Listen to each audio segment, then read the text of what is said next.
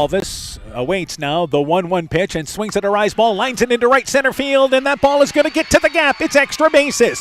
Alvis turns at second base. She'll stop right there. It's a double and an RBI, and the Vikings strike first here in the first. First pitch, let's say high fly ball. This is to left field. Going back is Henderson, and it's over her head. It's going to land at the fence. Waved around from third will be Hahn. Here's the relay to the plate. She slides in, safe at the plate. Helmrichs advances to third, and it's 5-1 after the double by Henricks, and the speed of Hahn able to score from first. Here's the 3-2 offering, and that ball's lined into right field, and that ball is going to head over the head of the right fielder Hoover. It's going to roll to the fence. It's extra bases. Weaved around from second is Hofer. She'll score. Gall puts the brakes on at third, and into second base with a double is Chloe Everett, the third time she's reached base, and it's now 6-1, Edco in the lead. Bouncing ball, that's to the shortstop Alvis. Alvis races over, touches the bag at second base, and Edco has done it.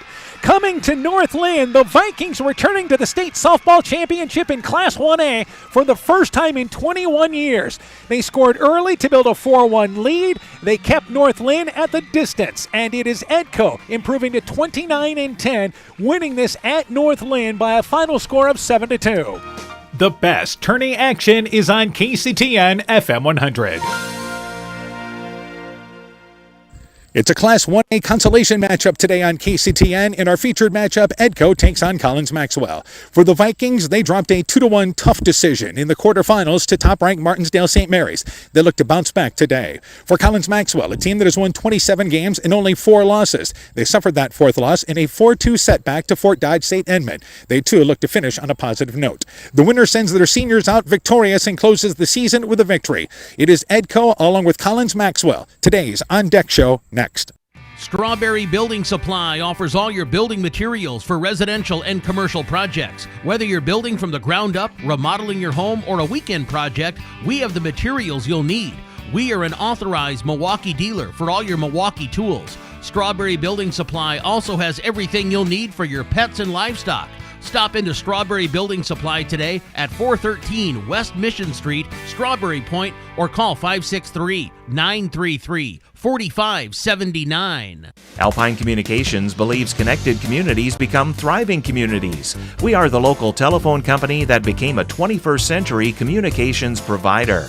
Alpine provides internet, television, cellular, security, and telephone too. We promise personal, timely, reliable service from people who live here. When you choose us, we all thrive. Connect with Alpine Communications today. Click alpinecom.net or call 563-245-4000. Hey, Justin Birdnow here from Birdnow Chevrolet in Monona. I want to take a moment to wish all the local athletes good luck during their game. You have worked incredibly hard and it shows during each game. Myself and the entire Birdnow Chevrolet Monona team is wishing you all that you do your best and good luck. Mom, yeah, put that on my to-do list. There is more and more on my to-do list every day. I can hardly keep up, and I have to make sure everyone is paid. But who has time for the bills? You know who can help with that? Who? Elkader Tax and Bookkeeping. They not only do taxes, but specialize in bookkeeping services as well. Has your to-do list gotten too long? Want help? Give Elkader Tax and Bookkeeping a call at 563-245-2154. Epic Wear. Get personalized clothing for your school, your team, family, friends, business, or any event. Epic Wear has a huge range of customizable apparel, trophies, and awards, and they offer free design help or design your own apparel at getepicwear.com. And you can even set up a free web store for your fundraiser. Make sure to check out the selection of Bulldog Spirit Wear and Iowa-themed items at the Monona location. Epic Wear, located in downtown Monona and Waukon. Call 563-539-2300 to place your order today. While out and about, don't find yourself stuck at the side of the road. At Edgewood Auto and Tire, our trained technicians work on all autos, trucks, semis, and heavy duties. We offer premier alignment service and DOT inspections and carry all major lines of tires. Call or ask about our current tire rebates. If you're in a bind and need a tow, give Edgewood Auto and Tire a call at 563-928-7333. Available 24 hours a day, 7 days a week. We offer a mobile tire repair service to get you back up and going, either on your farm or on the road. Edco State Tournament Softball is brought to you in part by Woods Edge Golf Course, Edgewood Signs and Designs, The Edgewood Locker, Four Scoops and More in Colesburg, Nick's Excavating and Kane Construction in Farmersburg, T&K Cahoon, your Napa dealer in Monona, St. Olaf Ag Sales and Service, Growl Logs and Lumber in Elkader, Timber is a Crop, Harvest Wisely, Dean Family Chiropractic in Claremont, Meyer Collision and Service Center in Guttenberg, Clayton County Recycling in Monona, and by LTI & Sons Water Conditioning, your Connecticut dealer in Postville.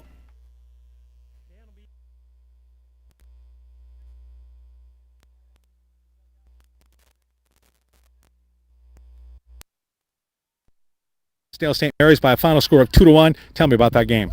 Yeah, they're the top seed for a reason, so I thought we played really well. I thought we, obviously we didn't hit as good as we would have liked to, but that's the top pitcher in the state. So, defensively we held our own. I think we really showed that, we can play at this level, and, we played about as good as we could. They were just a little bit better yesterday. Claire Alvis certainly had a day. Had all three of your hits in yesterday's ball game. She's been one of your many contributors offensively. Yeah, she did a great job. It helps. She got a little bit of speed, so both those first two hits kind of hit off gloves and stuff, and she's able to dig that out and get to second on the second at bat. I think it was when she got to second on that pass ball, gave us a chance to score from there, and the big RBI when we needed it. So kept us in that game for sure. Yeah, and your team has had production up and down the lineup. Talk about some of those individuals.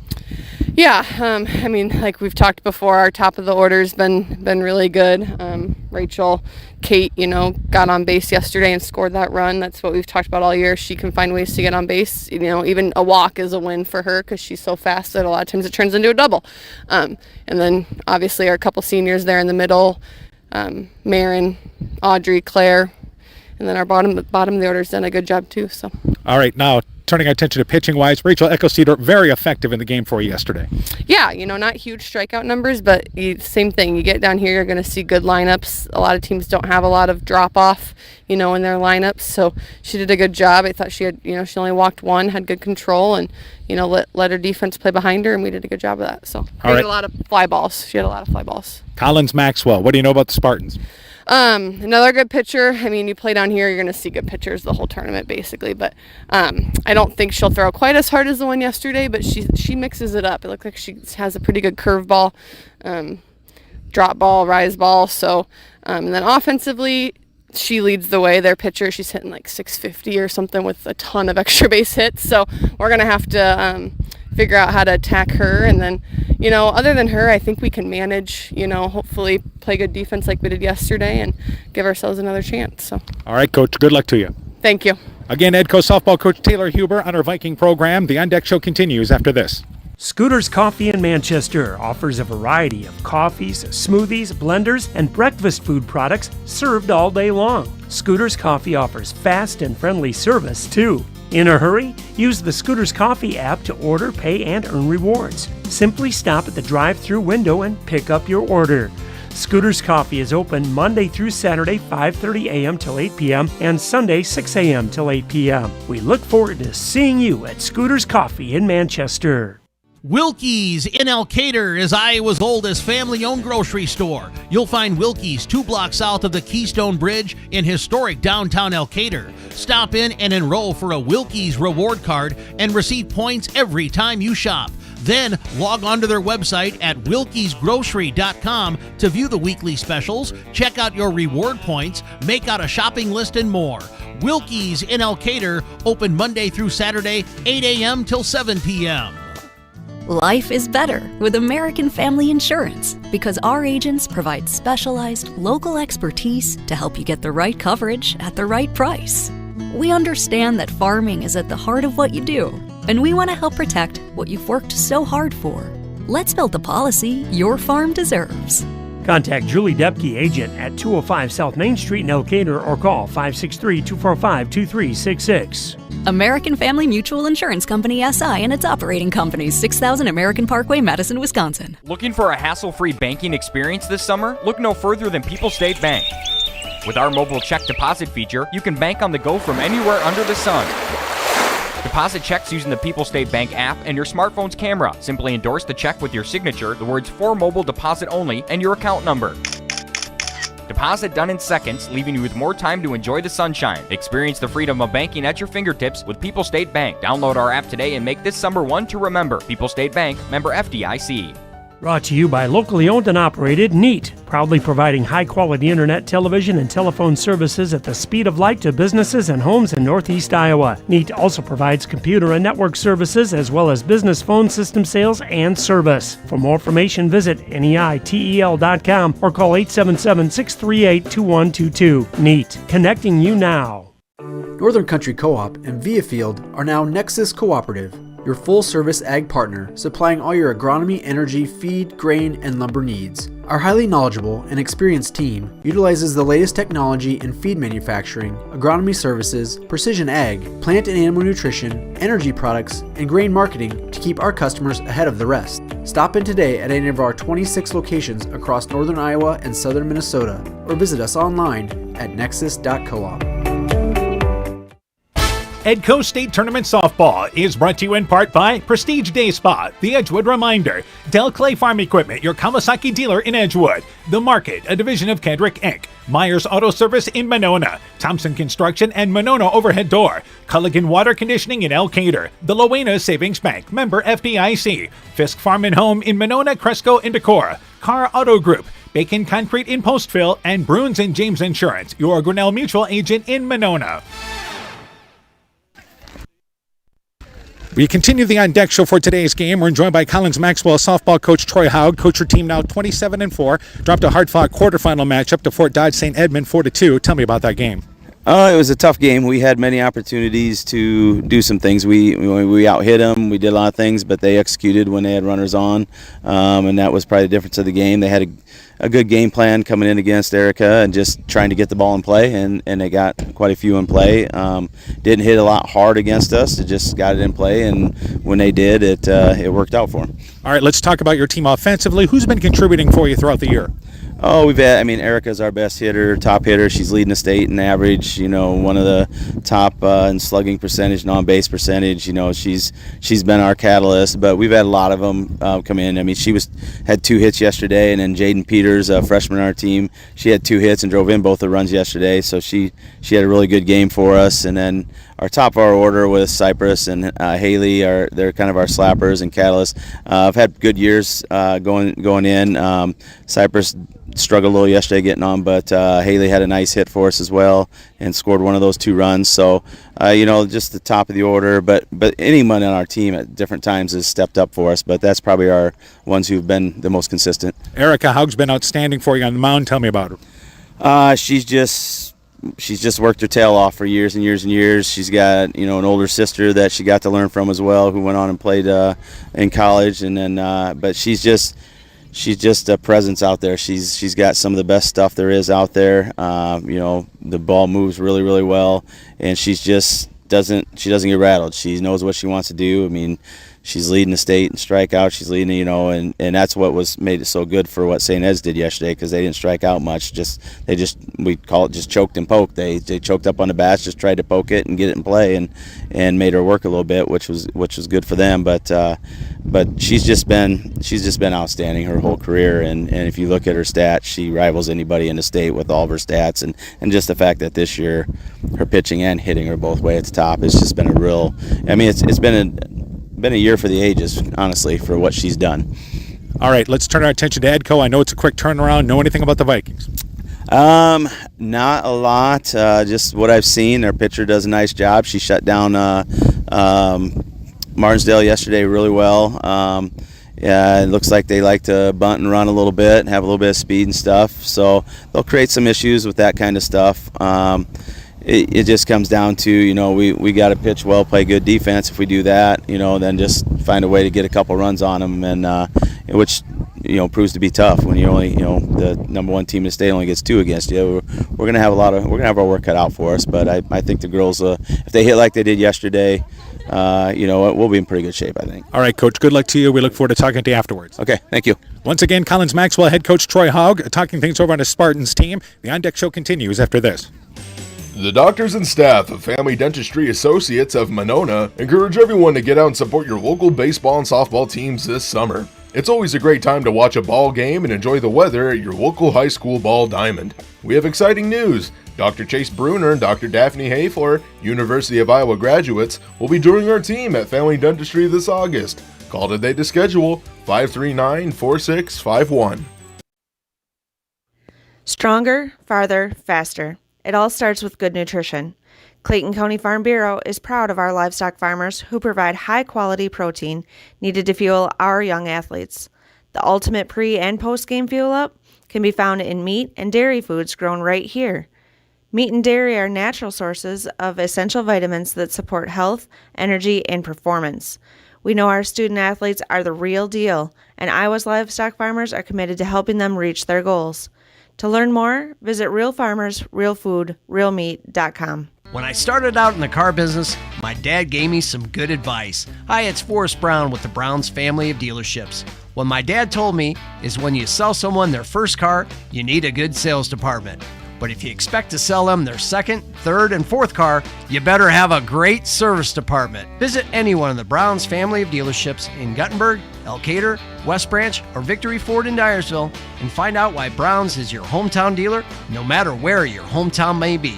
It's pretty unusual for a bank to be 100% employee-owned, and Freedom Bank wouldn't have it any other way. Employee-owned means we're not just your bank, we're your friends and neighbors. We value being active community partners, and we believe in donating generously to local causes. We empower success, not just for our customers, but for our communities as well. Visit Freedom Bank in Elkader, Monona, Postville, Walk-On, or online at freedombnk.com. Member FDIC. The Woodland Eye Clinic in Elkader and West Union are proud sponsors of high school sports. We are committed to bringing our patients the highest level of total eye care with detailed one-on-one attention. Our offices offer the newest technology and equipment with a professional team of experienced staff that is committed to you. Call us today for your next total eye care appointment. The Woodland Eye Clinic in Elkader and West Union supports all of our local athletes taking the field or court this season. This is Chris Holbert, General Manager of Hall Robertson Incorporated in Postville. We would like to wish the area student athletes both a safe and successful sports season. We have been a community-based company since 1864, servicing and supporting the area ag industry with products necessary for daily success. We look forward to continuing to serve and support both the ag industry and high school athletes in our surrounding communities. Thank you and good luck from the families at Hall Robertson. Edco State Tournament Softball is brought to you in part by the Edgewood Locker, Lloyd Kelchin Grain in Edgewood, Leonard Muller Funeral Home and Crematory in Manchester, Edgewood, and Strawberry Point, Farmers Savings Bank of Colesburg, Elkport Garber, Strawberry Point, and Arlington, member FDIC, TJ's Pizza in Monona and Claremont, Furniture Showcase in Allwine, Guttenberg Municipal Hospital and Clinic, Norby's Farm Fleet in Northeast Iowa, and Rivals Inc. Custom Gear, Screen Printing, Embroidery, and online shopping at rivalsinc.com. Good afternoon, everybody. How you doing? Dan Behrens along with Coach Aaron Hamann. Welcome to Fort Dodge Dodger Field here at Harlan's Park. It's a consolation matchup today. Edco and Collins-Mawell closing the regular season and the postseason here in this matchup today. We had a little bit of a lightning delay here. The first game, which again involved Lisbon and West Fork on this diamond here, actually had an hour 20 rain delay. We had rain that could have played through, but as it turns out, we had some lightning issues, Yeah, Coach. that lightning was what kind of chased us out of here. That game started at 10:30. They got a half an inning in, and then they cleared the whole complex. They made us pack up the gear, get out of here, and the rain wasn't real heavy, but there was lightning in the area, so that game didn't restart until about 12 o'clock. So that's why we're coming on a little later, but field looks great. The crowd's coming out, and they're excited for some softball. Yeah, Edco's following really strong today. You always wonder who's going to show up, the next day when you get to the consolation. But their fans have followed through here, and especially with the quick turnaround from last night's ball game to this afternoon's game. Let's talk about this matchup here. Let's start with Edgewood Colesburg. Again, 29-11 is the Vikings record, and even though they lost in yesterday's ball game against Martinsdale St. Mary's, you come away with a really positive feeling from that game. Oh, yeah, they played a great game. I know they came up a little short. A couple things maybe they wanted back to do over a little differently, but a 2-1 ball game against the runners-up from a year ago, the number one team in the state in 1A all year long, and gave them a heck of a ball game, a 2-1 ball game. Struggled a little with the bats, had those 13 strikeouts. They're hoping to correct that today, but I think you take a lot of positives from that first outing. They will face another strikeout pitcher today, which we'll talk about in just a bit. Meanwhile, for Edco, that's the situation you wanted. 2-1, later stages of the ball game. You had the tying run at third and the go-ahead run at second base in the 6th inning. You had a chance to steal that game. Absolutely. They had a chance. They were in the ball game the whole time, and I don't think they ever felt like they were not in it. Always had a chance to win that. Just it came up short. But as we said, a lot of positives to take from that and a lot of positives to take into today's game. All right, let's talk offensively. Edco only had 3 hits yesterday, and Claire Alvis had all 3 of those hits and drove in the game's only run for Edco. Yeah, she had a wonderful day, and the first 2 hits were infield hits, beating those out, but had a nice hit there later on as well. Led the way for the Vikings. They need other people to produce. When we talked about that before yesterday's game, I don't think that changes today. That's what's been carrying them through the postseason is up and down the line. Everybody's been able to put the ball in play. That's been the story for Edco, why this team has taken a step forward this year, 1 through 9, with the exception of yesterday's ball game, but especially 1 through 9 in the postseason. They've been able to do some good things. Meanwhile, Rachel Eckelceder, real solid in that ball game yesterday. Yeah, she was. She a different kind of consistent that she wanted. I think for what Martinsdale St. Mary's, a strikeout pitcher, and that's what she wanted out of her, but efficient pitching by Rachel Eckelceder, had some strikeouts, gave some easy plays for her defense, and was just a solid one on the mound. All right, let's set the pitching situation for Collins-Mawell. And they have an experienced senior who has thrown all but 4 innings all year. And we're talking about Erica Hogue, the coach's daughter. 173 innings pitched. She has allowed only 49 hits, 4 earned runs, walked 15, and has struck out 350. That's over 2 Ks per inning this year. Yeah, she's just phenomenal. And with the updated stats, she's at 364 now. She's got an ERA of .19, and from what we've heard, she throws hard inside, outside plate, and she's got a curveball. So that's a new wrinkle for the Vikings to have to adjust for, but she's going to give you a solid outing on the mound, and she's also one of their better hitters. Yeah, this is Collins-Mawell team that has, again, been to the state tournament quite a few times. Back in 2020, they finished second. They won back-to-back state titles in 2018 and 2019. That was with her older sister, Michaela Hogue, as the pitcher. They certainly had title aspirations this year, but Fort Dodge St. Edmund was able to put the ball into play at the key times to beat them in the quarterfinals 4-2. Yeah, that was another good ball game, a 4-2 ball game, but it was 2-2 going into the 5th inning, and I think St. Ed's, that's when they scored their 2 more runs, but Erica Hogue, if you want to talk about offense, she's batting .640 right now. Having a senior season, which is unbelievable. Leads the state in strikeouts as a pitcher and leads the state in hitting. She is the number 2 hitter this year. She has been outstanding for them at the plate. You mentioned the batting average, but over half of her hits are for extra base hits. That is just staggering. The fact that she's hit 6 home runs, 2 triples, 17 doubles this year. So you're talking right there, 25 of her 44 hits are extra base hits. She is certainly who the lineup is built around. Well, and she's scored 44 times. She's driven in 42 runs. So, I mean, she's accounting for offense. She's accounting for defense.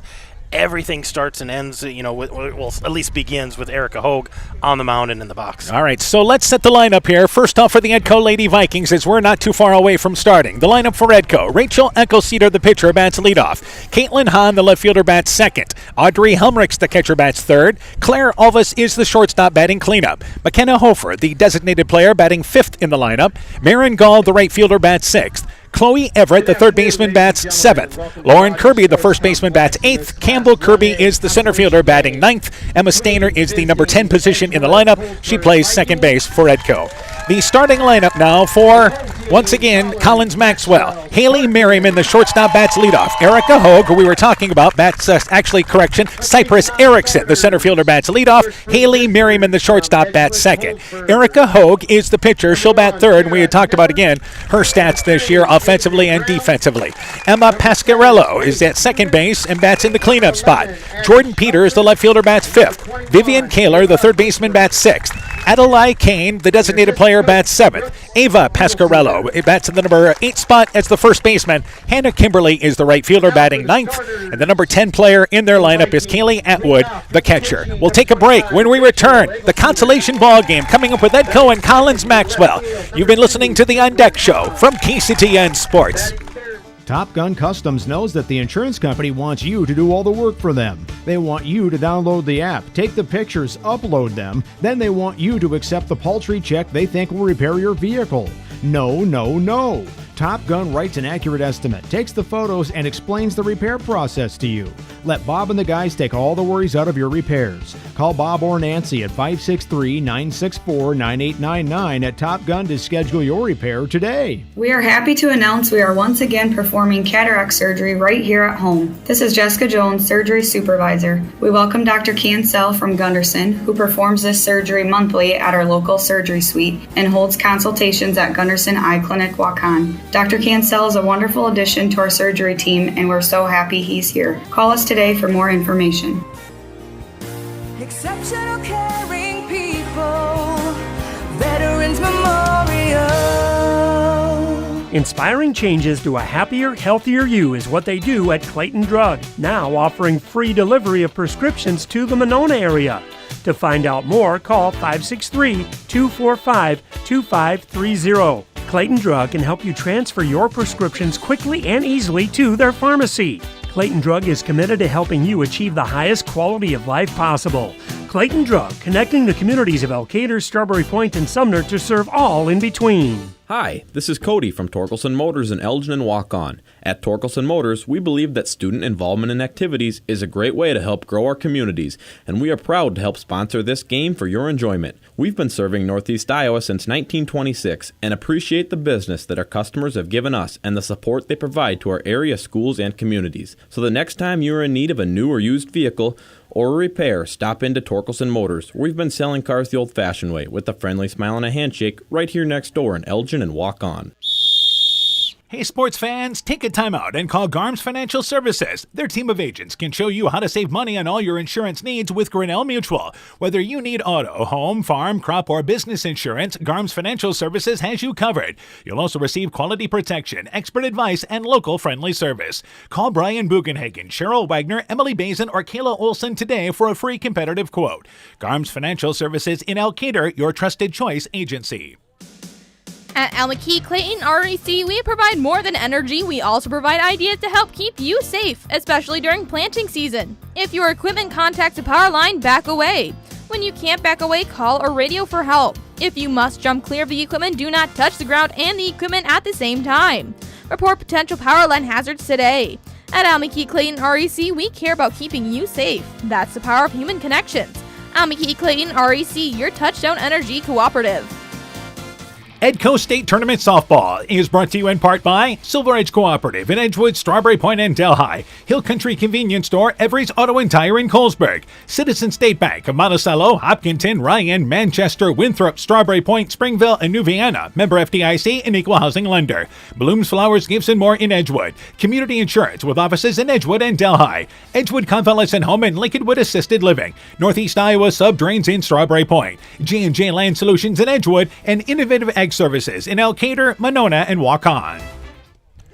Welcome back here to Dodger Field in Fort Dodge, and this Class 1A consolation matchup. Starting lineups have been introduced. We are starting just a little over an hour behind schedule today, and good to get this game into you. We start with the clouds overhanging, game time temperature at about 80 degrees, light breeze that is blowing from left to right here for this ball game. Rachel Eckelceder, Caitlin Hahn, and Audrey Helmericks to lead things off in the top of the first inning. For Collins-Mawell defensively, Jaden Peters is in left field, Cypress Erickson in center, Hannah Kimberly in right field. Around the horn defensively, Vivian Kaler is at third base, Haley Merriman is the shortstop, Emma Pasquarello at second base, Ava Pasquarello is at first base, that's the Pasquarello right side of the infield. Kaylee Atwood is the catcher, and Erica Hogue is on the mound for, once again, Collins-Mawell. Spartans wearing in their black bottoms, the blue tops with Spartans across the front. Eagles wearing Vikings wearing their black bottoms. They have the pinstripe gray shirts with Vikings across the front in yellow. For Edco, put the ball into play. That's the bottom line. Absolutely. Put the bat on the ball, make the defense work for Collins-Mawell. put some pressure on somebody other than the pitcher. And that has been the story for Collins-Mawell. Just 4 losses this year, and that includes yesterday's ball game. But when you have a pitcher that's averaging over 14 strikeouts a game, the defense always looks good. Absolutely. Our umpires tonight, Dan down at third base is Mike Fry. At first base is Deidre Moore, and behind the plate is John Munson. So Rachel Eckelceder to lead things off here in the top of the first inning.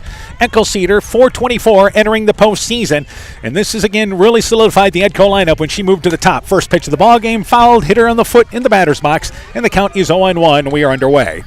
Such a difference for each team here in Fort Dodge in Class 1A because every team has an outstanding pitcher. Absolutely, and I think this pitcher is going to throw a lot of fastball. It's going to be in, it's going to be out, but I think Edco has to get on that early so she doesn't go to the curveball. 0-1 pitch, jammed on the inside is Eckelceder, and they say that she broke the wrists, and the count goes to 0-2. The ability to move the ball around. We mentioned that Eckelceder was just as effective in yesterday's ball game, but actually did so without the strikeouts in the game. So the count is 0-2. Offering from Hogue, 0-2 pitch, rise ball, sails high, and it's a ball in 2 strikes. We are once again behind home plate for this ball game, just to the left of home plate at the behind the batter's box area. Great location for this game here today, as the media's treated right here in Fort Dodge. They are. They did a nice job here. 1-2 pitch. That ball fouled into the mitt of the catcher Atwood. Eckelceder goes down swinging, got a piece of it, but able to squeeze it behind the plate is Atwood, and it's strikeout number 1 and out number 1 here in the first. Well, and we'll see what happens as we go forward, but swinging at good pitches, I think that's a positive here. Just got to make some contact, like we said, put it in play. Caitlin Hahn up to bat, batting .356 on the season. We saw her speed in effect not only in the ball game yesterday, but in the previous tournament games, as she's got a chance to score from first base on any hit to the outfield. First pitch there is a strike, and the count is 0-1. As again, Hahn kind of attempted to bunt, but made a more of a slap attempt at it, but came up empty. 0-1 pitch. She looks to bunt again, pushes it up the first base line. It hugs the line and picked up there and dropped, but in fair territory by Pasquarello, the first baseman, with Hahn coming right at her there. And break for Pasquarello because she didn't come up with it cleanly. Hahn was trying to avoid the tag in the base runner's lane, but the ball was dropped. The home plate umpire ran on top of it, instead just foul down the first base line. And that was really close to being on the line, but the umpire up the line right on top of that, it makes that call. And the count is now 0-2 to Hahn. So Hogue delivering now the 0-2 pitch, and that pitch inside, too far off the corner of the plate, and it's a ball and 2 strikes. So Erica Hogue, 350 strikeouts this year. That is a staggering stat. And Eckelceder this year, who's one of our top strikeout pitchers, has 241 on the season. So a ball and 2 strikes, 1-2 rise ball, swinging right through it is Hahn. It's 2 up and 2 go down swinging for Edco, and that brings up Audrey Helmrichs, the catcher. And Erica Hogue doing exactly what she's done all year long, getting girls out at the plate with strikeouts, and we'll see if Claire Alvis or Audrey Helmrichs can bounce back from a rough day yesterday, struggled with the bat a little bit. Yeah, did put the ball in play, which ended up leading to a run in the 6th inning, but batting .484 on the season with 36 RBIs. First pitch bounces it right back to the mound. Gloved there by Hogue, who goes between her legs to corral it, throws it to the first baseman, Pasquarello. Helmrichs one hops back to the mound, and that does it for the Vikings. They go down in order. We've played 1/2 inning. Edco, nothing. Coming up to bat, Collins-Mawell. When making up a to-do list, don't forget to include servicing your car at Edie's AC Delco Service Center in Garnavillo. Your car should have the best care, and Edie's will make sure of it. Stop in or call 964-2186 to make an appointment. Tires worn out? Well, Edie's can replace them. Need a tow? Call Edie's at 964-2186. Kay, Lynn, and Todd invite you to stop by and fill your car's tank with fuel at Edie's AC Delco Service Center in Garnavillo. Edie's open 7 a.m. Mondays through Saturdays.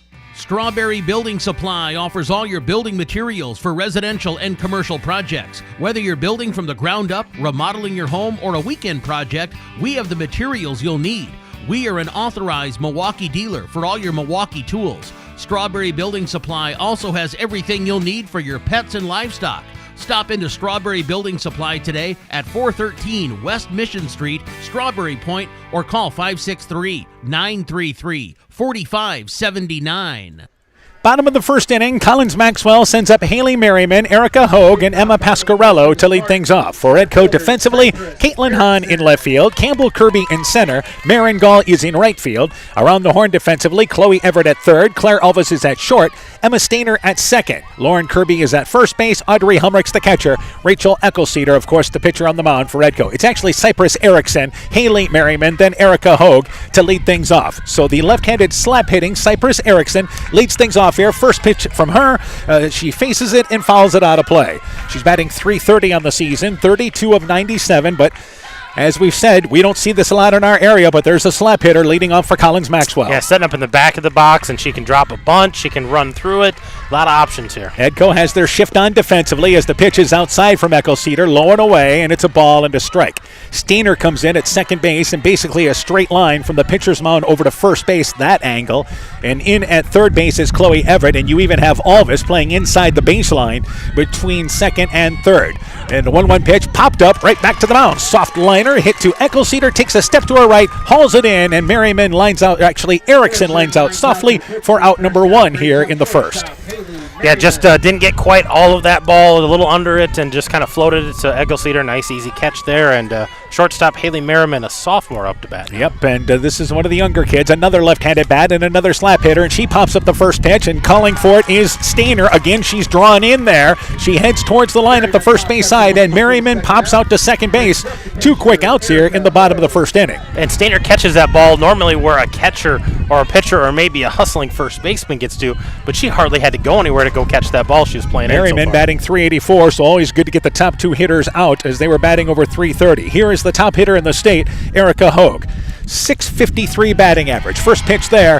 It's a strike on the outside. The count is 0-1. How do you work a kid like this? I don't know. I think you challenge, see what she can do, especially early on, and especially with 2 outs, see what she can do with it, but keep it off the plate. Yeah, don't give her anything in the wheelhouse. 1-0 pitch. The first pitch was called a ball, but this is a fly ball to right field. Marin Gall able to drift to the right. Camps underneath it. Hogue flies out to right field. A win for Edco in the bottom of the first inning as Collins-Mawell goes down in order. We've played 1 complete inning. No score here in this consolation matchup with Edco and Collins-Mawell. When making up a to-do list, don't forget to include servicing your car at Edie's AC Delco Service Center. Alpine Communications believes connected communities become thriving communities. We are the local telephone company that became a 21st century communications provider. Alpine provides internet, television, cellular security, and telephone too. We promise personal, timely, reliable service from people who live here. When you choose us, we all thrive. Connect with Alpine Communications today. Click alpinecom.net or call 563-245-4000. Edco State Tournament Softball is brought to you in part by Woods Edge Golf Course, Edgewood Signs and Designs, The Edgewood Locker, 4 Scoops and More in Colesburg, Nick's Excavating and Kane Construction in Farmersburg, T&K Cahoon, your Napa dealer in Monona, St. Olaf Ag Sales and Service, Growl Logs and Lumber in Elkader, Timber is a Crop, Harvest Wisely, Dean Family Chiropractic in Claremont, Meyer Collision and Service Center in Guttenberg, Clayton County Recycling in Monona, and by LTI & Sons Water Conditioning, your Connecticut dealer in Postville. Now in the top of the second inning, it'll be Claire Alvis, McKenna Hofer, Marin Gall to lead things off here for the Vikings. And again, both teams going down in order in the first inning. And you like the way that Eckelceder approaching the hitter, Erica Hogue. Yeah, just, inside, outside, nothing too fat, nothing too middle, and got her to pop up to right field. Still hit the ball hard and solid. Gall drifting towards the fence there, but able to get her out. That's a big out. Alvis 3 for 3 in yesterday's ball game, had all of the Edco hits and having a stellar senior season. 449, has hit the ball extremely well all season long, but especially in the postseason. So she's set to lead things off here in the top of inning number 2. A quick first inning, cloud cover, sun peeked out a little earlier, but we have mostly cloudy skies now here in Fort Dodge for this game, but a beautiful day for ball. And the first pitch to Alvis from Hogue, it's inside, spinning towards the inside corner, then spins away, and the count goes to 1-0. Wind picking up a little bit. That's helped keep the bugs away and keeping it a little cooler with that humidity. 1-0 is the count. Yes, we're maybe getting a break from that here as that the day goes on. 1-0 is the count. Hogue's 1-0 pitch, a swing in the inside by Alvis, couldn't get to it, and it goes to a ball and a strike. So when you look over here, not quite the bleacher setup we have normally, of course, on the winner side brackets, the championship field's on the other side, but our bleachers are full here for both sides. 1-1 pitch. Alvis fouls that over the backstop, out of play, and it's now a ball and 2 strikes. And I think we've got some fans out in the outfield. Yep. They brought their chairs, camping out there. So still a good following, I think, for both of these teams. If you've never been to Fort Dodge, there's plenty of fields. As a matter of fact, there's 4 fields they play on. These are 2 on what is called the back diamond area. And it's a ball and 2 strikes, but a couple of practice fields as well. 1-2 pitch, fouled off by Alvis up against the backstop right above us, and it's a ball and 2 strikes. You always want to stay on those sponsored diamonds on the other side, but you're glad to be playing and a chance to finish your season with a win. And I know Edco would like nothing better than to send out their 5 seniors with a win. Absolutely. And a group that's just gotten better throughout the years. 1-2 the count, 1-2 pitch, fouled again by Alvis. She continues to be locked in, got a piece of it, getting some swings, and it's a ball and 2 strikes now. Yeah, they keep adding fields here to this complex. They've got a brand new one over here, the other Consolation back diamond, all turf field. So kind of interesting there. And I believe that's where Iowa Central plays their games on that backfield there with the all turf. And that's for the bigger schools. 1-2 pitch, Alvis reaches out for it, too close to take, got a piece of it, enough to stay alive as it hits the backstop on a line drive. And again, it's a ball and 2 strikes. So Alvis, again, the leadoff hitter here in the top of the second inning. 4, 5, and 6 in the Edco lineup. Hogue slams the ball back into the glove, ready to work with a count at 1-2. Hogue delivers the 1-2 pitch inside, and again a defensive swing by Alvis, who fights it off, hits it into the on-deck circle for Edco, where McKenna Hofer quickly picks it up after it bounced off the fence, and it goes to a ball and 2 strikes once again. So Alvis not getting good cuts, but staying alive, that's the important part. Yeah, looking for a good pitch to hit and just fouling off things that are a little off the plate, a little too close to take. 1-2 is now the count. She's fouled off 3 in a row. 1-2 pitch, and that ball lined into right field. Picked up by the right fielder, Kimberly, but she will not have a play. So Claire Alvis continues to be red hot here in Fort Dodge. She's 4 for 4, and a leadoff single here on the top of the second. Yeah, just went with that outside pitch, poked it between first and second, and right fielder had to come up in a hurry to get that ball in, and held her to a single. McKenna Hofer up to bat. Hofer batting .319 on the season. You have a freshman catcher behind the plate for, once again, Kaylee Atwood for Collins-Mawell, but has a very good arm despite the fact being a freshman. First pitch to Hofer, fouls it over the backstop, out of play. The count is 0-1. I think it's important for Edco to get a hit early in this game. Gives them some confidence early. Absolutely. You get the leadoff girl on, try to get her to second, get her in scoring position, and you got some speed there with Alvis. Get a chance to maybe score on a base hit. Hofer, who has 5 sacrifices, did not square to bunt on the first pitch and swings at this pitch, actually looks it through, but it misses low, and the count is 1-1. I thought she was initially going to square around there, but just took the pitch low. It's a 1-1 count.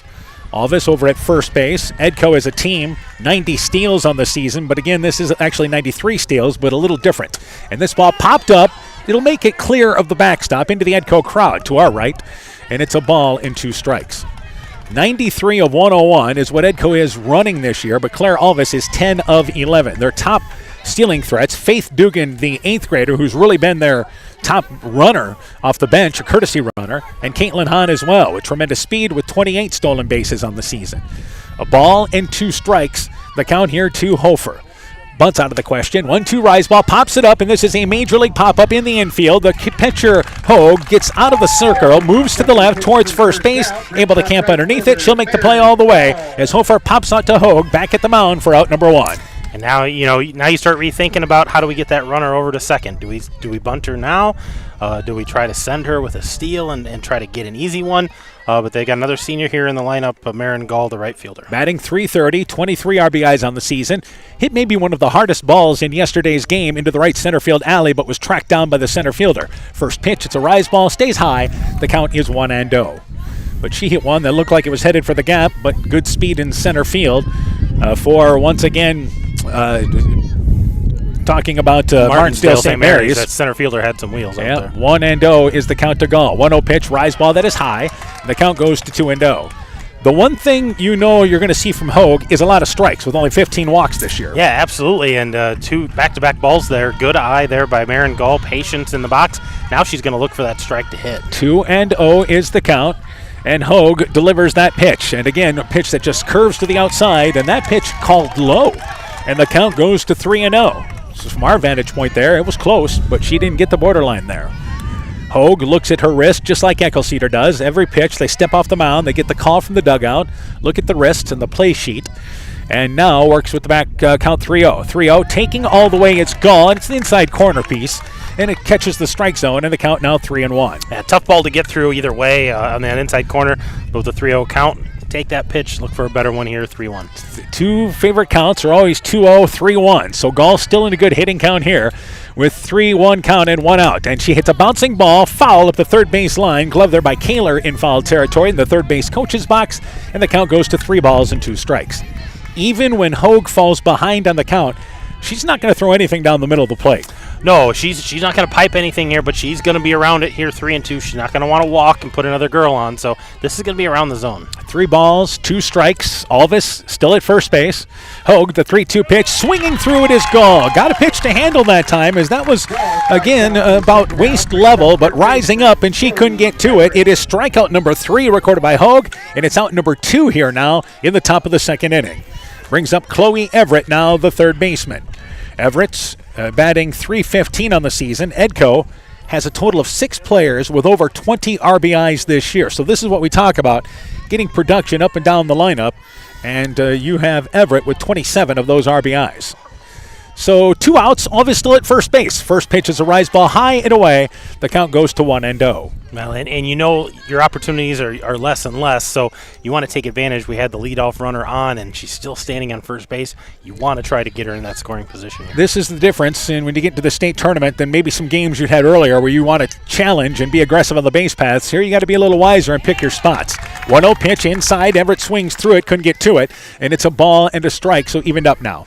We always say this, maybe with 2 outs, you start to move Alvis. Right. You know, maybe get her moving here, or maybe they have confidence that Everett's going to put the ball in play, get her to third. 1-1 pitch, and that ball popped up right side of the infield. Heading into foul territory is Pasquarello behind the first base coach's box. Calls for it, squeezes it in for the third out of the inning. For the Vikings, no runs a hit. They leave a runner at first. We've played an inning and a half. No score here in Fort Dodge. Hey, Justin Birdnow here from Birdnow Chevrolet in Monona. I want to take a moment to wish all the local athletes good luck during their game.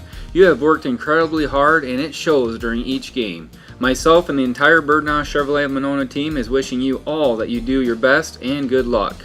Elkader Tax and Bookkeeping are proud supporters of all of our local high school sports teams. We want to wish everyone the best of luck on their season. We are here for all your tax, payroll, and bookkeeping needs. Give us a call at 563-245-2154. Again, that number is 563-245-2154. Thank you from Kurt and Ann at Elkader Tax and Bookkeeping, located in downtown Elkader. So for Edco, did put the leadoff runner on at the top of the second inning, but not able to advance her any further than first base. It'll be Emma Pasquarello, Jaden Peters, Vivian Kaler to lead things off here in the bottom of the second inning for Collins-Mawell. As Rachel Eckelcedar enters her second inning of work, pitch there on the outside, catches the corner for a strike, and the count is 0-1. Pasquarello, again, a solid hitter this year, batting .353 on the season. So this is the top part of their lineup that is pretty darn good. 0-1 pitch, and that pitch, a rise ball, stays high, and it's a ball and a strike. A beautiful afternoon for ball. This is our final game of the season, regardless of what happens here. It used to be that they played out all 8 places here at state softball. Haven't done that for a few years. 1-1 pitch fouled off the foot of Pasquarello in the box, and it goes to a ball and 2 strikes. Well, and it's a nice change that, you know, you think of the boys' state tournament in baseball. Once you lose, you're done. The girls here, hey, we get another chance, another game to play, another way to send out those seniors possibly with the win. And I think that's probably what Edco's thinking. Let's get these seniors a win. Let's get to 30 wins and go out of here with another positive Well, you think game. about how each year for those 5 seniors, they've gotten better every year as a team. 1-2 pitch, rise ball away, too high above the eyes, and it's 2 balls and 2 strikes. I mean, here's another season where you jumped up to the state tournament. Last year you got to the regional semifinal. Every year you've taken it another step, and which has ended here in Fort Dodge. 2-2 pitch and fouled out of play there by Pasquarello, and we'll do it again at 2 balls and 2 strikes. Well, we talked about the efficiency of Eckelcedar yesterday. Here she is again around the plate, inside, outside, keeping it close, getting them to swing the bat, and again, working more efficiently as a pitcher. The big thing is, even in yesterday's game, she gave up 5 hits, but didn't give up what you would say any rockets. 2-2 pitch, fouled up the third base line, and we'll do it again with an even count at 2 balls and 2 strikes. You see, like last inning, a routine pop-up in the infield, lazy fly ball to right field. Did have a soft liner that was back to the mound by Erickson, but then again, that ball was not hard hit. Yeah, just nice hits, easier plays to help the defense out as well. 2 balls and 2 strikes, 2-2 pitch to Pasquarello. It is outside. She looks it in, and it goes to a full count, 3 balls and 2 strikes. And a good look by Pasquarello on a pitch that was just outside. Just outside, and if that's a little closer, she's got to go with that pitch, hit it to right field. It's full count as Eckel-Cedar works here to the leadoff hitter in the second. 3-2 pitch, followed up against the backstop. We'll do it again, 3-2. If there's one thing we've really noticed, and in all the games we've seen here in Fort Dodge, is the number of foul balls hit because of the quality of hitters you have. Yeah, they don't miss a lot, especially they get down in the count. They battle, they foul pitches off, they look for something good to hit, and we saw a lot of foul balls yesterday and again today. 3 balls and 2 strikes. Eckel-Cedar's 3-2 pitch. Swinging through the rise ball is Pasquarello. It is strikeout number 1 for Eckel-Cedar and out number 1 here in the second. That was a big pitch there by Eckel-Cedar. Good strikeout to start the inning, start ahead. Jaden Peters up to bat, batting .368 on the season. And as a team, Collins-Mawell batting well over .300 on the season. So just like Edco, they've gotten some production up and down the lineup. First pitch is a pop-up. This is playable towards the Edco dugout, and calling for it there, making the play basket style is Lauren Kirby at the edge of the dugout against the fence. So that ball creeped in a little closer to the fence, but Kirby a good job catching it basket style in foul territory, and it's out number 2. And she flinched a little because she got close to that fence, but kept her eye on it, turned that glove underneath. Basket style, but a nice squeeze of that ball to keep it from She had popping the Edco out. coaches saying, you got room, you got room. Absolutely. So Vivian Kaler, the third baseman, is now up to bat with 2 quick outs here in the second. That pitch is followed up against the backstop. The count is 0-1. Kaler this season has 14 hits and 81 at-bats. Their third baseman, who's been good for them defensively. And Eckel-Cedar gets ahead on the count with it now 0-1. So 2 quick outs, bottom of inning number 2. And to the offering from Eckel-Cedar. Taking it high is Kaler. And we're evened up at a ball and a strike. And the one thing I've noticed, too, we talked about all the foul balls, but these hitters are free swingers. They're up there looking to hit, looking for that first good strike, and trying to rip it into play. So evened up here at 1-1. Eckel-Cedar working quickly. 1-1 pitch, getting a piece of it and fouling it back is Kaler. And we now go to a ball and 2 strikes. So that was a rise ball that she got a piece of. One thing that's nice about being behind home plate, man, you can see everything moving, can't you? Absolutely. You can see that spin, that movement, that upward, downward trajectory. A ball and 2 strikes. Eckel-Cedar's 1-2 pitch. Swinging right through it is Kaler. So the second strikeout by Eckel-Cedar. And for the second inning in a row, Collins-Mawell goes down in order. We've played 2. No score here in this consolation semi. While out and about, don't find yourself stuck at the side of the road. At Edgewood Auto and Tire, our trained technicians work on all autos, trucks, semis, and heavy duties. We offer premier alignment service and DOT inspections and carry all major lines of tires. Call or ask about our current tire rebates. If you're in a bind and need a tow, give Edgewood Auto and Tire a call at 563-928-7333. Available 24 hours a day, 7 days a week. We offer a mobile tire repair service to get you back up and going, either on your farm or on the road. Edco State Tournament Softball is brought to you in part by Prestige Day Spa, The Edgewood Reminder, Del Clay Farm Equipment, your Kawasaki dealer in Edgewood, The Market, a division of Kedrick Inc., Myers Auto Service in Monona, Thompson Construction and Monona Overhead Door, Culligan Water Conditioning in Elkader, the Loena Savings Bank, member FDIC, Fisk Farm and Home in Monona, Cresco, and Decorah, Carr Auto Group, Bacon Concrete in Postville, and Bruins and James Insurance, your Grinnell Mutual agent in Monona. Top of the third inning. It'll be 8-9-1 for Edco. Lauren Kirby, Campbell Kirby, then Rachel Eckel-Cedar to lead things off in the top of the third inning. For Edco, no runs, a hit, no errors. And for Collins-Mawell, their first 2 at-bats, no runs, no hits. They have committed no errors. So Lauren Kirby, the number 8 hitter, leading things off. Kirby batting .268 on the season. One of those kids, as a sophomore, has worked her way into the lineup for more at-bats. And here is the first pitch from Erica Hogue to start the third inning, and it's a pitch at the knees that is just low, and the count goes to 1-0. Getting a little dark here, isn't it? It is. It's overcast. The wind picked up a little bit, but it's cooled off the temperature, so I think everybody's a little happier about that. And we don't have lights on this field. 1-0 is the count. 1-0 offering. That ball slaps foul over the first base dugout. That's where Edco's situated. Past the dugout there, and it goes to a ball and a strike. Yeah, good cut there by Lauren Kirby. A little late on it, but good cut. She just needs to get that all started a little earlier and pick up that speed. The good thing is we had that lengthy rain delay, or lightning delay, I guess would be a better way to describe it.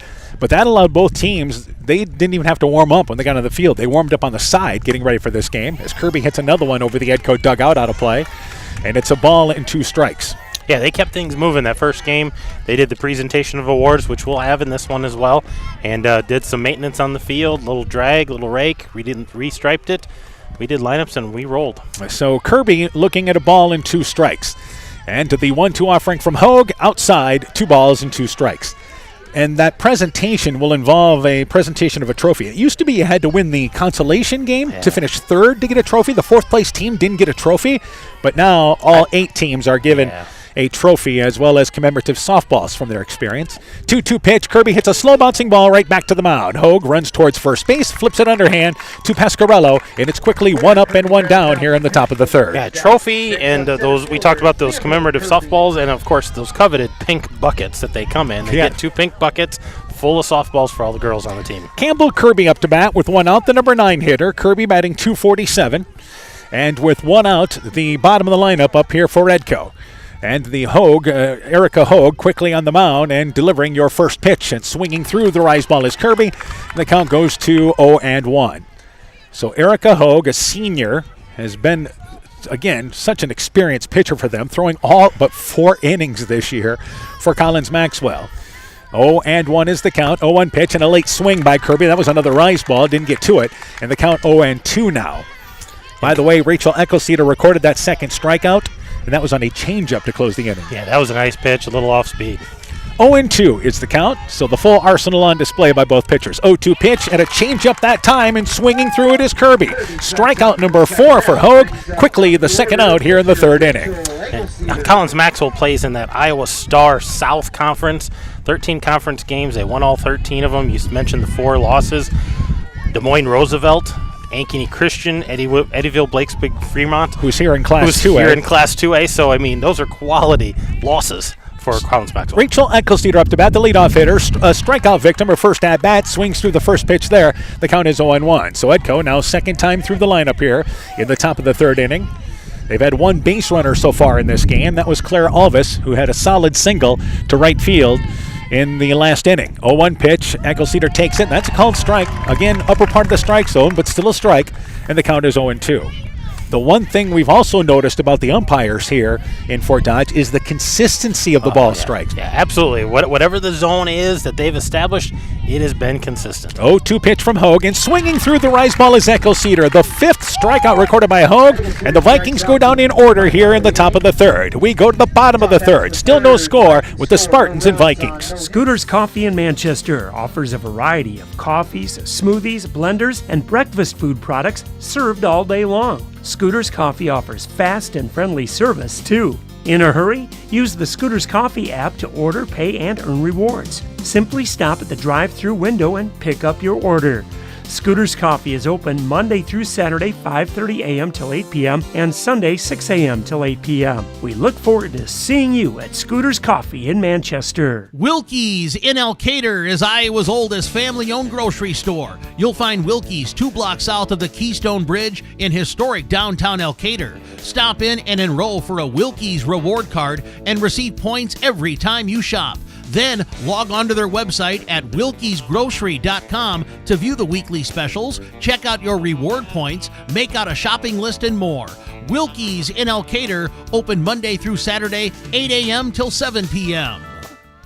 Adeline Kane, Ava Pasquarello, Hannah Kimberly, 7, 8, and 9 due up here for Collins-Mawell in the bottom of the 3rd inning. First pitch to Kane, another left-handed slap hitter up there for Collins-Mawell. This is their 3rd left-handed hitter they have in their lineup.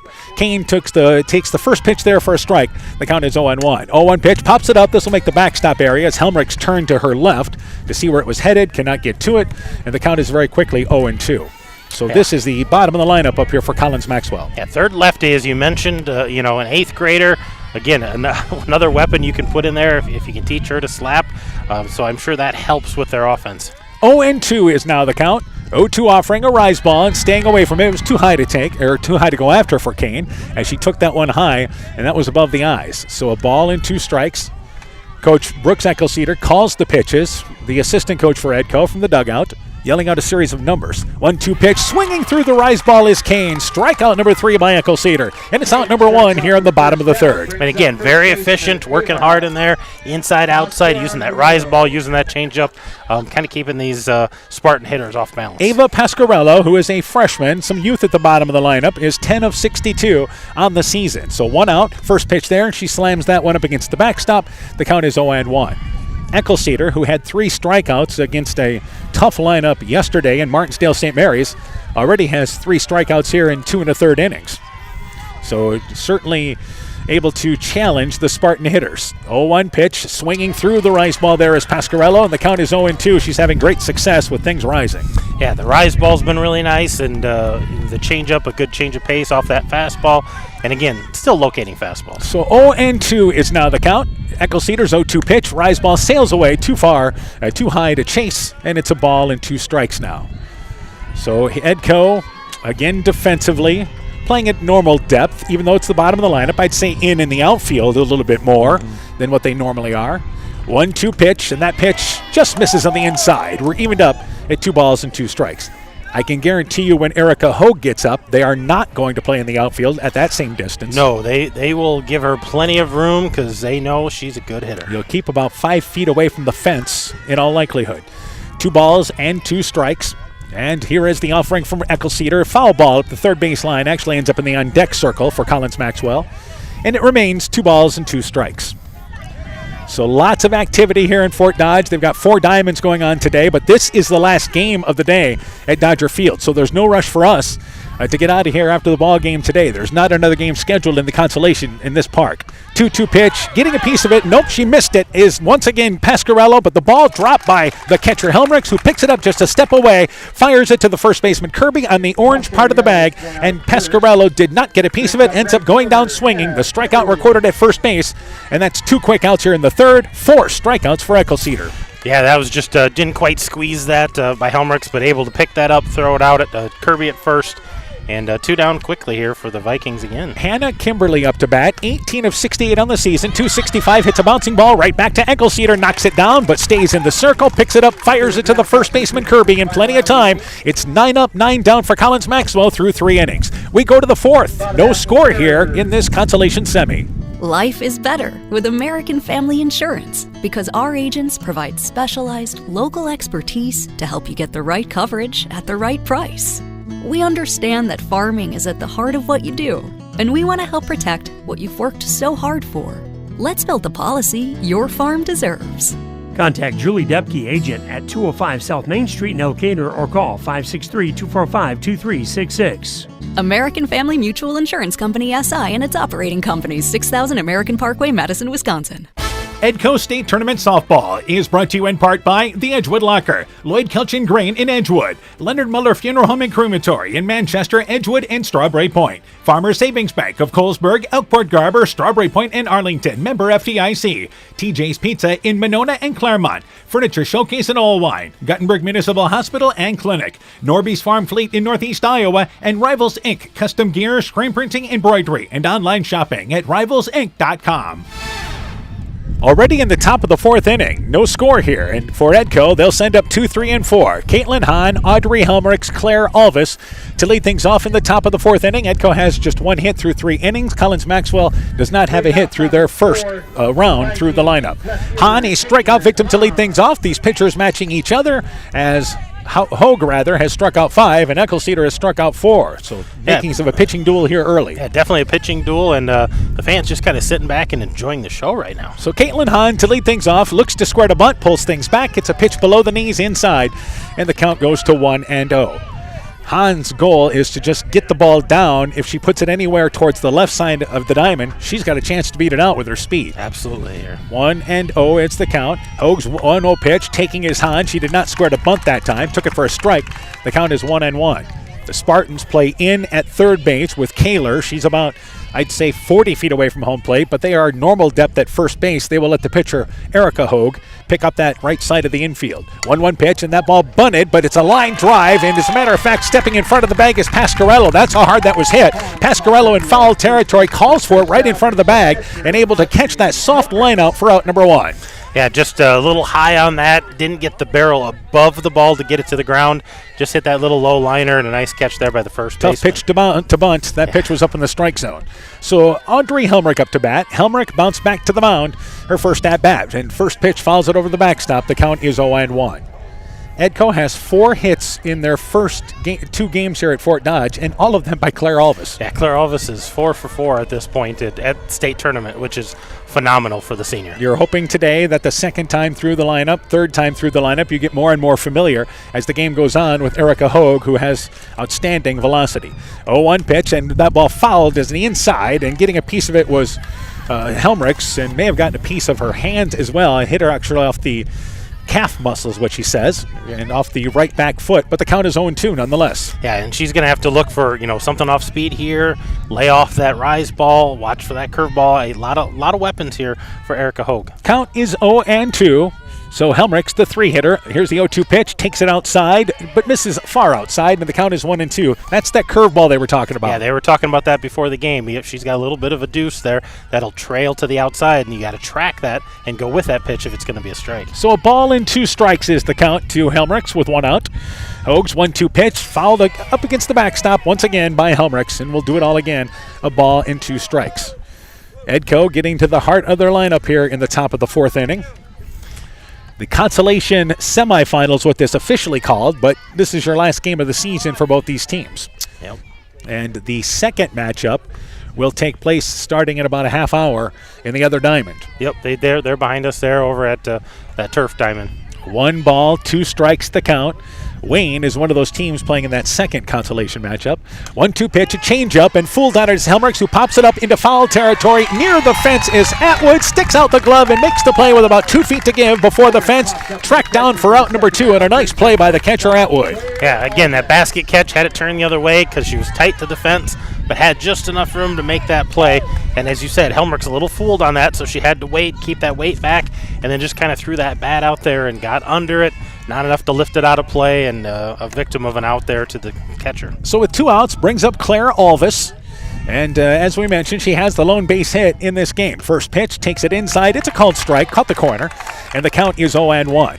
We were talking about the consistency of our umpires in the previous game when West Fork played Lisbon. An outstanding job by the home plate umpire, who had some fans from both sides not liking things. Yeah, they weren't really fans of his. Yeah. 0-1 pitch, rise ball. Alvis swings right through it. The count is 0-2.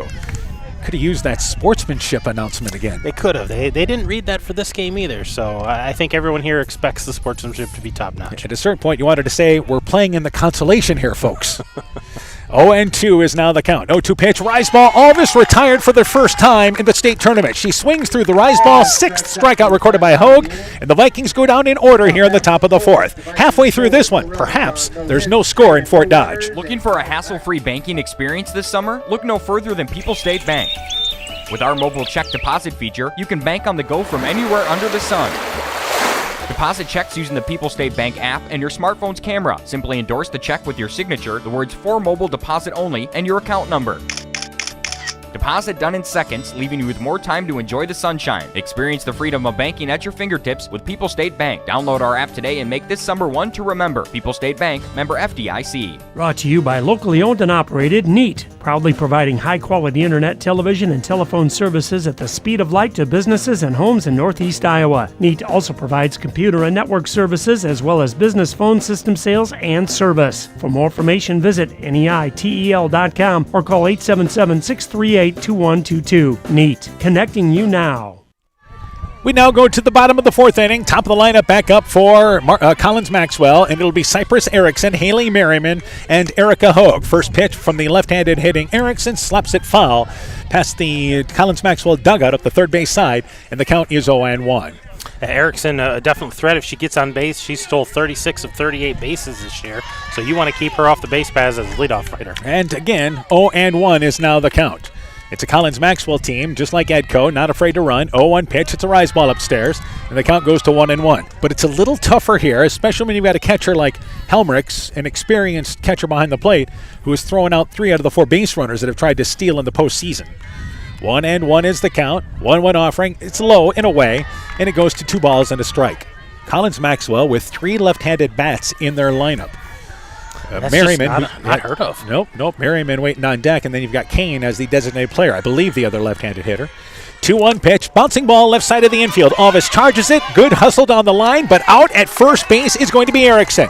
And a great play by Alvis to charge that ball, keep her momentum going forward. Strong throw to the first baseman Kirby, and the speedy Erickson throwing out at first base for out number 1. Alvis had to get rid of that real quick. Fielded that and went right to that throw. Didn't hesitate at all, and it was a bang-bang play, but a good call by the umpire at first. So Erickson, who had lined back to the mound, now bounces out to short. She's 0 for 2. Left-handed hitting Haley Merriman is up to bat. First pitch fouls it back as she starts at the back of the box, works up towards the front, fouls it back. The count is 0-1. Merriman popped out to second base back in the first inning. So it's been so far Collins-Maxwell 10 up and 10 down as Rachel Eckelceder doing an outstanding job keeping them off balance. 0-1. Eckelceder's 0-1 offering. It's a rise ball, but high, and the count goes to 1-1. Eckelceder, a sophomore, obviously got a couple of good years left for Edco, and we talk about losing 5 seniors, and that'll be tough, especially when you've got 4 of them that play up the middle. At catcher, second, short, and center field. Outside pitch, fouled over the Collins-Maxwell dugout up the third base side out of play. The count is a ball and 2 strikes. But you not only will return Eckelceder next year, also Chloe Everett, who's not a bad number 2 pitcher. Yeah, she's a great pitcher as well. So, not leaving things empty, totally. But, again, big pieces to fill with those seniors, and They want to build on this. And then one thing that I know Coach Huber's always talked about, the leadership of those kids. 1-2 pitch, bouncing ball. First baseman Kirby comes a step off the bag, then races back, touches the bag in plenty of time. Merriman bounces out 3 unassisted and 2 quick outs here in the bottom of the 4th. That brings up the leading hitter in the state in Erica Hogue. And Eckelceder won that battle last time on a routine fly ball to right field. Well, and you talked about them backing up. They're right up against the fences. They know she's a good stick. But, you'd rather face someone like this with 2 outs rather than girls on base and possible RBI. Yeah, second time she's come up and no traffic on the base paths. So the first pitch now to Hogue, and swings and hits a foul ball over the Edco dugout at the first base line. That'll actually land on the other diamond that's not being used right now. The count is 0-1. That's one of the diamonds that when teams show up here, they can use to get warmed up for the second game. 0-1 is the count, and if you get Hogue out twice in a ball game, it's a win. And the 0-1 pitch outside, and it goes to a ball and a strike. I mean, think about it. Batting .653, you can have a ball game where you go 2 for 5 and it lowers the average. 2 for 4, it lowers the average. Yeah, absolutely. I mean, she's at 3 at-bats. She's getting hits 2 of the 3 times. 1-1 is the count. 1-1 offering, takes it outside. A good location by Eckelceder, but Hogue, a disciplined hitter, did not chase. So 2 balls and a strike, and you want to be careful with this hitter, especially with nobody on the base paths, and more importantly, there's 2 outs. So Eckelceder gets the call from the dugout. 2-1 offering to Hogue, takes it low, and that one is, again, not a strike, just low to the outside, and the count goes to 3-1 right now. And you want to throw a strike here, but you don't want anything too fat. I think you look at the inside, try to catch that corner. Yeah, she's looking to sit on a pitch here with the count 3-1. 3-1 offering, takes it high. It is ball number 4. Not a bad thing.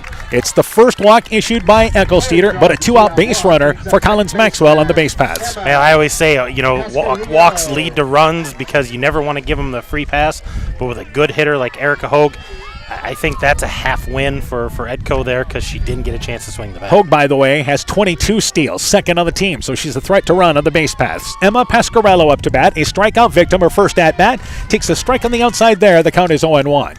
So maybe with 2 outs, we'll see Collins-Maxwell test the arm of Audrey Helmrichs behind the plate. Maybe see some movement here, try to get that runner moved over. 0-1 is the count.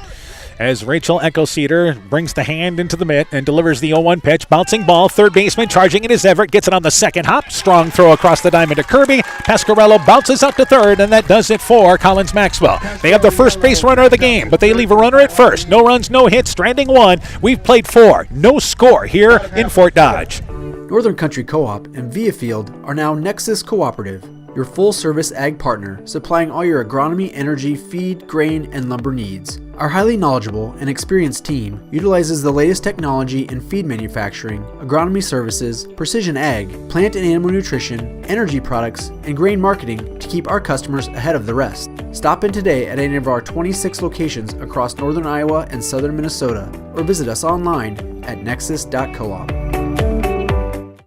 Edco State Tournament Softball is brought to you in part by Silver Edge Cooperative in Edgewood, Strawberry Point, and Delhi, Hill Country Convenience Store, Every's Auto and Tire in Colesburg, Citizen State Bank of Monticello, Hopkinton, Ryan, Manchester, Winthrop, Strawberry Point, Springville, and New Vienna, member FDIC and equal housing lender, Blooms Flowers, Gifts and More in Edgewood, Community Insurance with offices in Edgewood and Delhi, Edgewood Convalescent Home and Lincolnwood Assisted Living, Northeast Iowa Sub Drains in Strawberry Point, J&J Land Solutions in Edgewood, and Innovative Ag Services in Elkader, Monona, and Waukon. Top of the fifth inning. No runs, one hit, no errors for Edco. For Collins-Mawell, no runs, no hits, no errors. Both teams have left one runner on base. It'll be McKenna Hofer, Marin Gall, Chloe Everett to lead things off here for Edco. That's 5, 6, and 7 in the Vikings lineup. So now approaching the later stages of this pitcher's duel. And Hofer popped out back to the mound her first at-bat. So she's 0 for 1.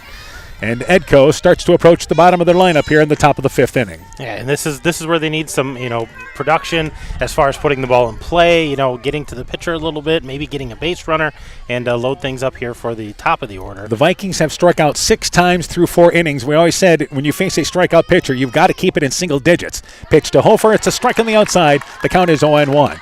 Because Hogue, if she strikes out like yesterday's ball game, Martinsdale St. Mary's pitcher ended up striking out 13 in Campbell German. So your defense only had to make 8 plays in the ball game, and I think 2 of those balls were hit back to the mound. So 0-1 is the count to Hofer. Reaches for an outside pitch. It was high. Got a piece of it up against the Edco dugout at the first base side. The count is 0-2. Yeah, it's always nice when you can put pressure on another team's defense, not necessarily the pitcher. You want to up the pitch count, but put pressure on the defense, make them make plays. Even if they're routine plays, things happen. So, and in this game, Hogue, this will be the 13th batter she's faced. She's taken care of 7 of the outs for you already. 0-2 pitch outside, and it goes to a ball and 2 strikes. She has struck out 6, and also Lauren Kirby hit back to the mound. So, actually, she has recorded 2 Audrey Helmerich spots back to the mound. So, she's taken care of 8 of the 13 outs for you through 4 innings. Well, and she had McKenna Hofert's pop-up, so she's had a third one there. So, she's taking care of a lot of the defense. Defense looks great. 1-2 pitch, rise ball. This is a fly ball. Center field coming racing in towards the edge of the infield is Cypress Erickson, able to track it down. Hofer hit the ball into the outfield there, but a good jump by the center fielder Erickson, and that's out number 1 here in the 5th. I got a good piece of that, a little under it though, so gave the center fielder plenty of time, but got it out of the infield, got a little contact, and boost that confidence next time around. Marin Gall up to bat. Gall a strikeout victim in the 2nd, so 1 quick out here in the top of the 5th inning. The lone base runner for the Vikings was a leadoff single for Alvis back in the 2nd. They haven't had a base runner since. Pitch that is inside and low, and the count goes to 1-0. But these pitchers matching each other now as we approach the later stages of this game. Gall, the 6th spot in the lineup, and awaits the offering from Hogue. 1-0 pitch, and that ball fouled off the mask of the catcher Atwood. She's all right, and the third baseman will come in, and now Atwood runs over to pick up the ball, and the count goes to 1-1. And her pitcher's going to make sure she's okay, so Erica Hogue has a quick conversation with her. Our home plate umpire will do what you always do when the catcher takes one. You go to the front of the plate, give your catcher a little time, maybe clean off the plate if you need to, but you want to give her a moment to catch her breath. And then catchers do it when an umpire gets hit. They reciprocated the same way. If umpire gets hit, I'm going to go talk to my pitcher, give you some time, regroup as well. Yeah, that's great. That's the greatest part of the game. You can do it without telling the person to do it. 1-1 pitch, and a nice pitch there by Hogue. That was a rise ball that had late movement. And it goes 1 ball and 2 strikes now to Marin Gall. Yeah, not a pitch that she probably wanted to swing at anyway. It was a little high, but umpire says it's in the zone. So now Marin Gall's got a battle with 2 strikes. She'll have to protect with the count 1-2. And choking up a little bit on the bat. 1-2 pitch, rise ball. She stayed away from it. Goes off the glove of Atwood. Hit in the fence in front of us. But it's 2 balls and 2 strikes. Gall was tempted, but for Edco, you've got to stay away from anything above the hands. Yeah, you got to let those go, but you got to crush the things that are around the zone. But you got to lay off those things that are off the plate. Evened up at 2 balls and 2 strikes. Hogue, the 2-2 pitch, and Gall hits a foul ball. This will drift down the right field line, past the Edco dugout at the first base side, halfway down the line, but well out of play. 2 balls and 2 strikes. Yeah, fouled that outside pitch, went with it, trying to get it to right field, but just didn't get all of it. Fouls it out of play. Our umpires, by the way, wearing pink shirts in this game. The only group of umpires we've seen here decked out in pink shirts. 2 balls and 2 strikes, and here's a bouncing ball. Third baseman able to get the hop in. Kaler stayed on the ground. The throw, good stretch by Pasquarello, who almost was pulled off the bag, but able to toe the bag, and Gall bounces out to third for out number 2. Had good contact there, just not a great wheels out of Marin Gall, so tried to make that play as close as she could, but ended up getting retired for the second out. Brings up Chloe Everett, who popped out back to the first base side of the bag in foul territory, actually, in her last at-bat. That is now a total of 11 in a row retired by Hogue.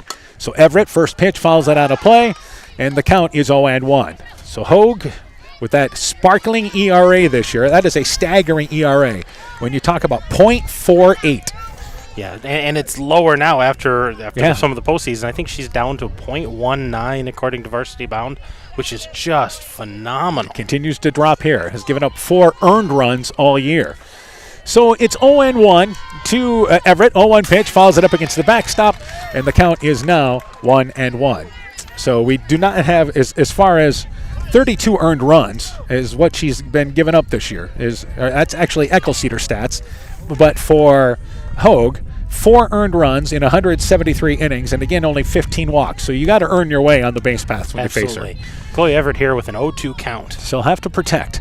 0-2 offering, and swinging through the rise ball there is Everett. Strikeout number 7 recorded by Hogue, and the Vikings go down in order. That's 12 in a row retired. No runs, no hits, no errors. We go to the bottom of the 5th. No score here with the Vikings and, once again, Spartans. The doctors and staff of Family Dentistry Associates of Monona encourage everyone to get out and support your local baseball and softball teams this summer. It's always a great time to watch a ball game and enjoy the weather at your local high school ball diamond.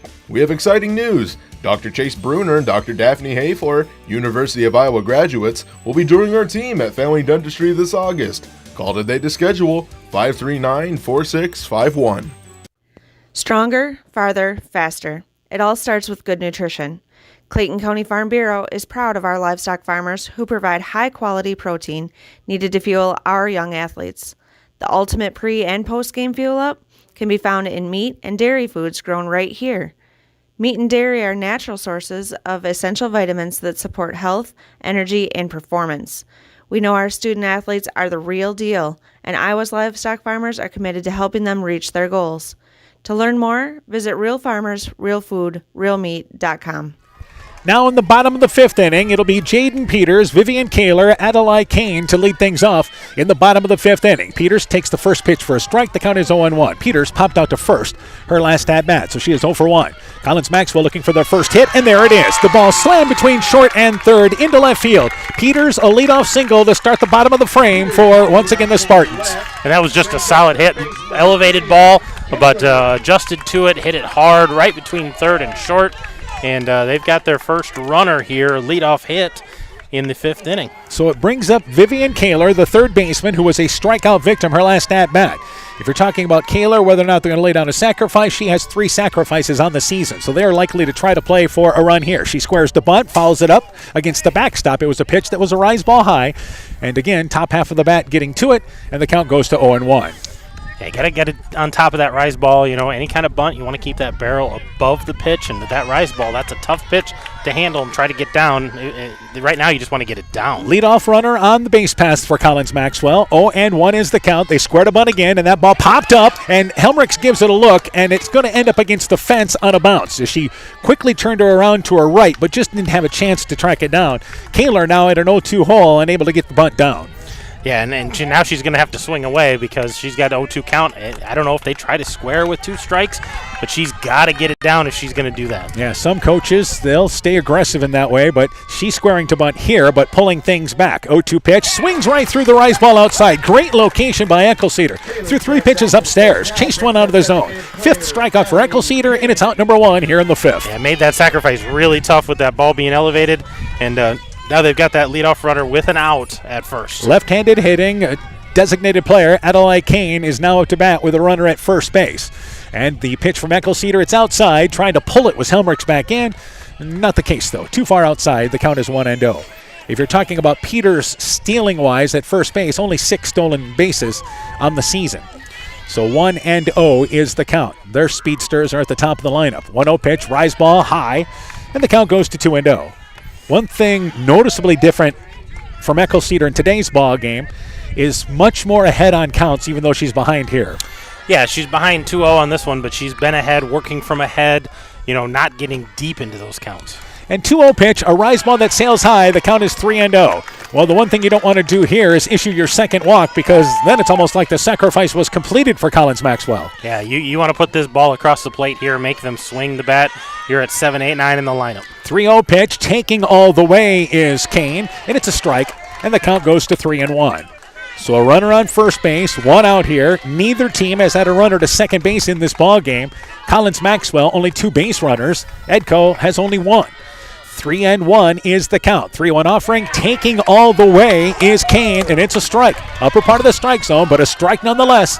And Echo Cedar works it back to a full count. I don't think Kane even loaded on that. She was taking that pitch all the way 100%. Full count. Let's see if Echo Cedar can win this battle. 3-2 pitch outside, and that pitch it's a called strike 3. A delayed reaction from the umpire. He gave it some thought. Back-to-back K's after the leadoff single. It's the 6th strikeout for Echo Cedar, and it's out number 2 here in the 5th. That was a big out, and I don't know if he said strike. With our headphones on, we can't hear him, but that was kind of a delayed sign, and all of a sudden rings her up looking. Ava Pasquarello up to bat, the number 8 hitter, a strikeout victim, and she lines this ball into right center field. This is going to be extra bases. It's into the gap.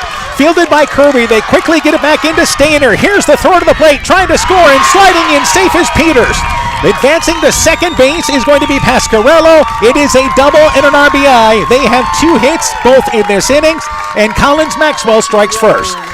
Yeah, that ball was in the gap. It made it to the fence, and you knew there was going to be a relay. Stainer gave it her all. Little off target there, so not able to get a play at the plate. I think they had a chance on a good throw, but it was going to take a really good throw there. So Pasquarello, who had 10 hits during the season, comes through with her biggest hit of the year, a double and an RBI. So Peters led things off with a single. Then you had back-to-back Ks, and they come through with the first 2-out hit of this game, and that brings up Hannah Kimberly, the number 9 hitter, the right fielder.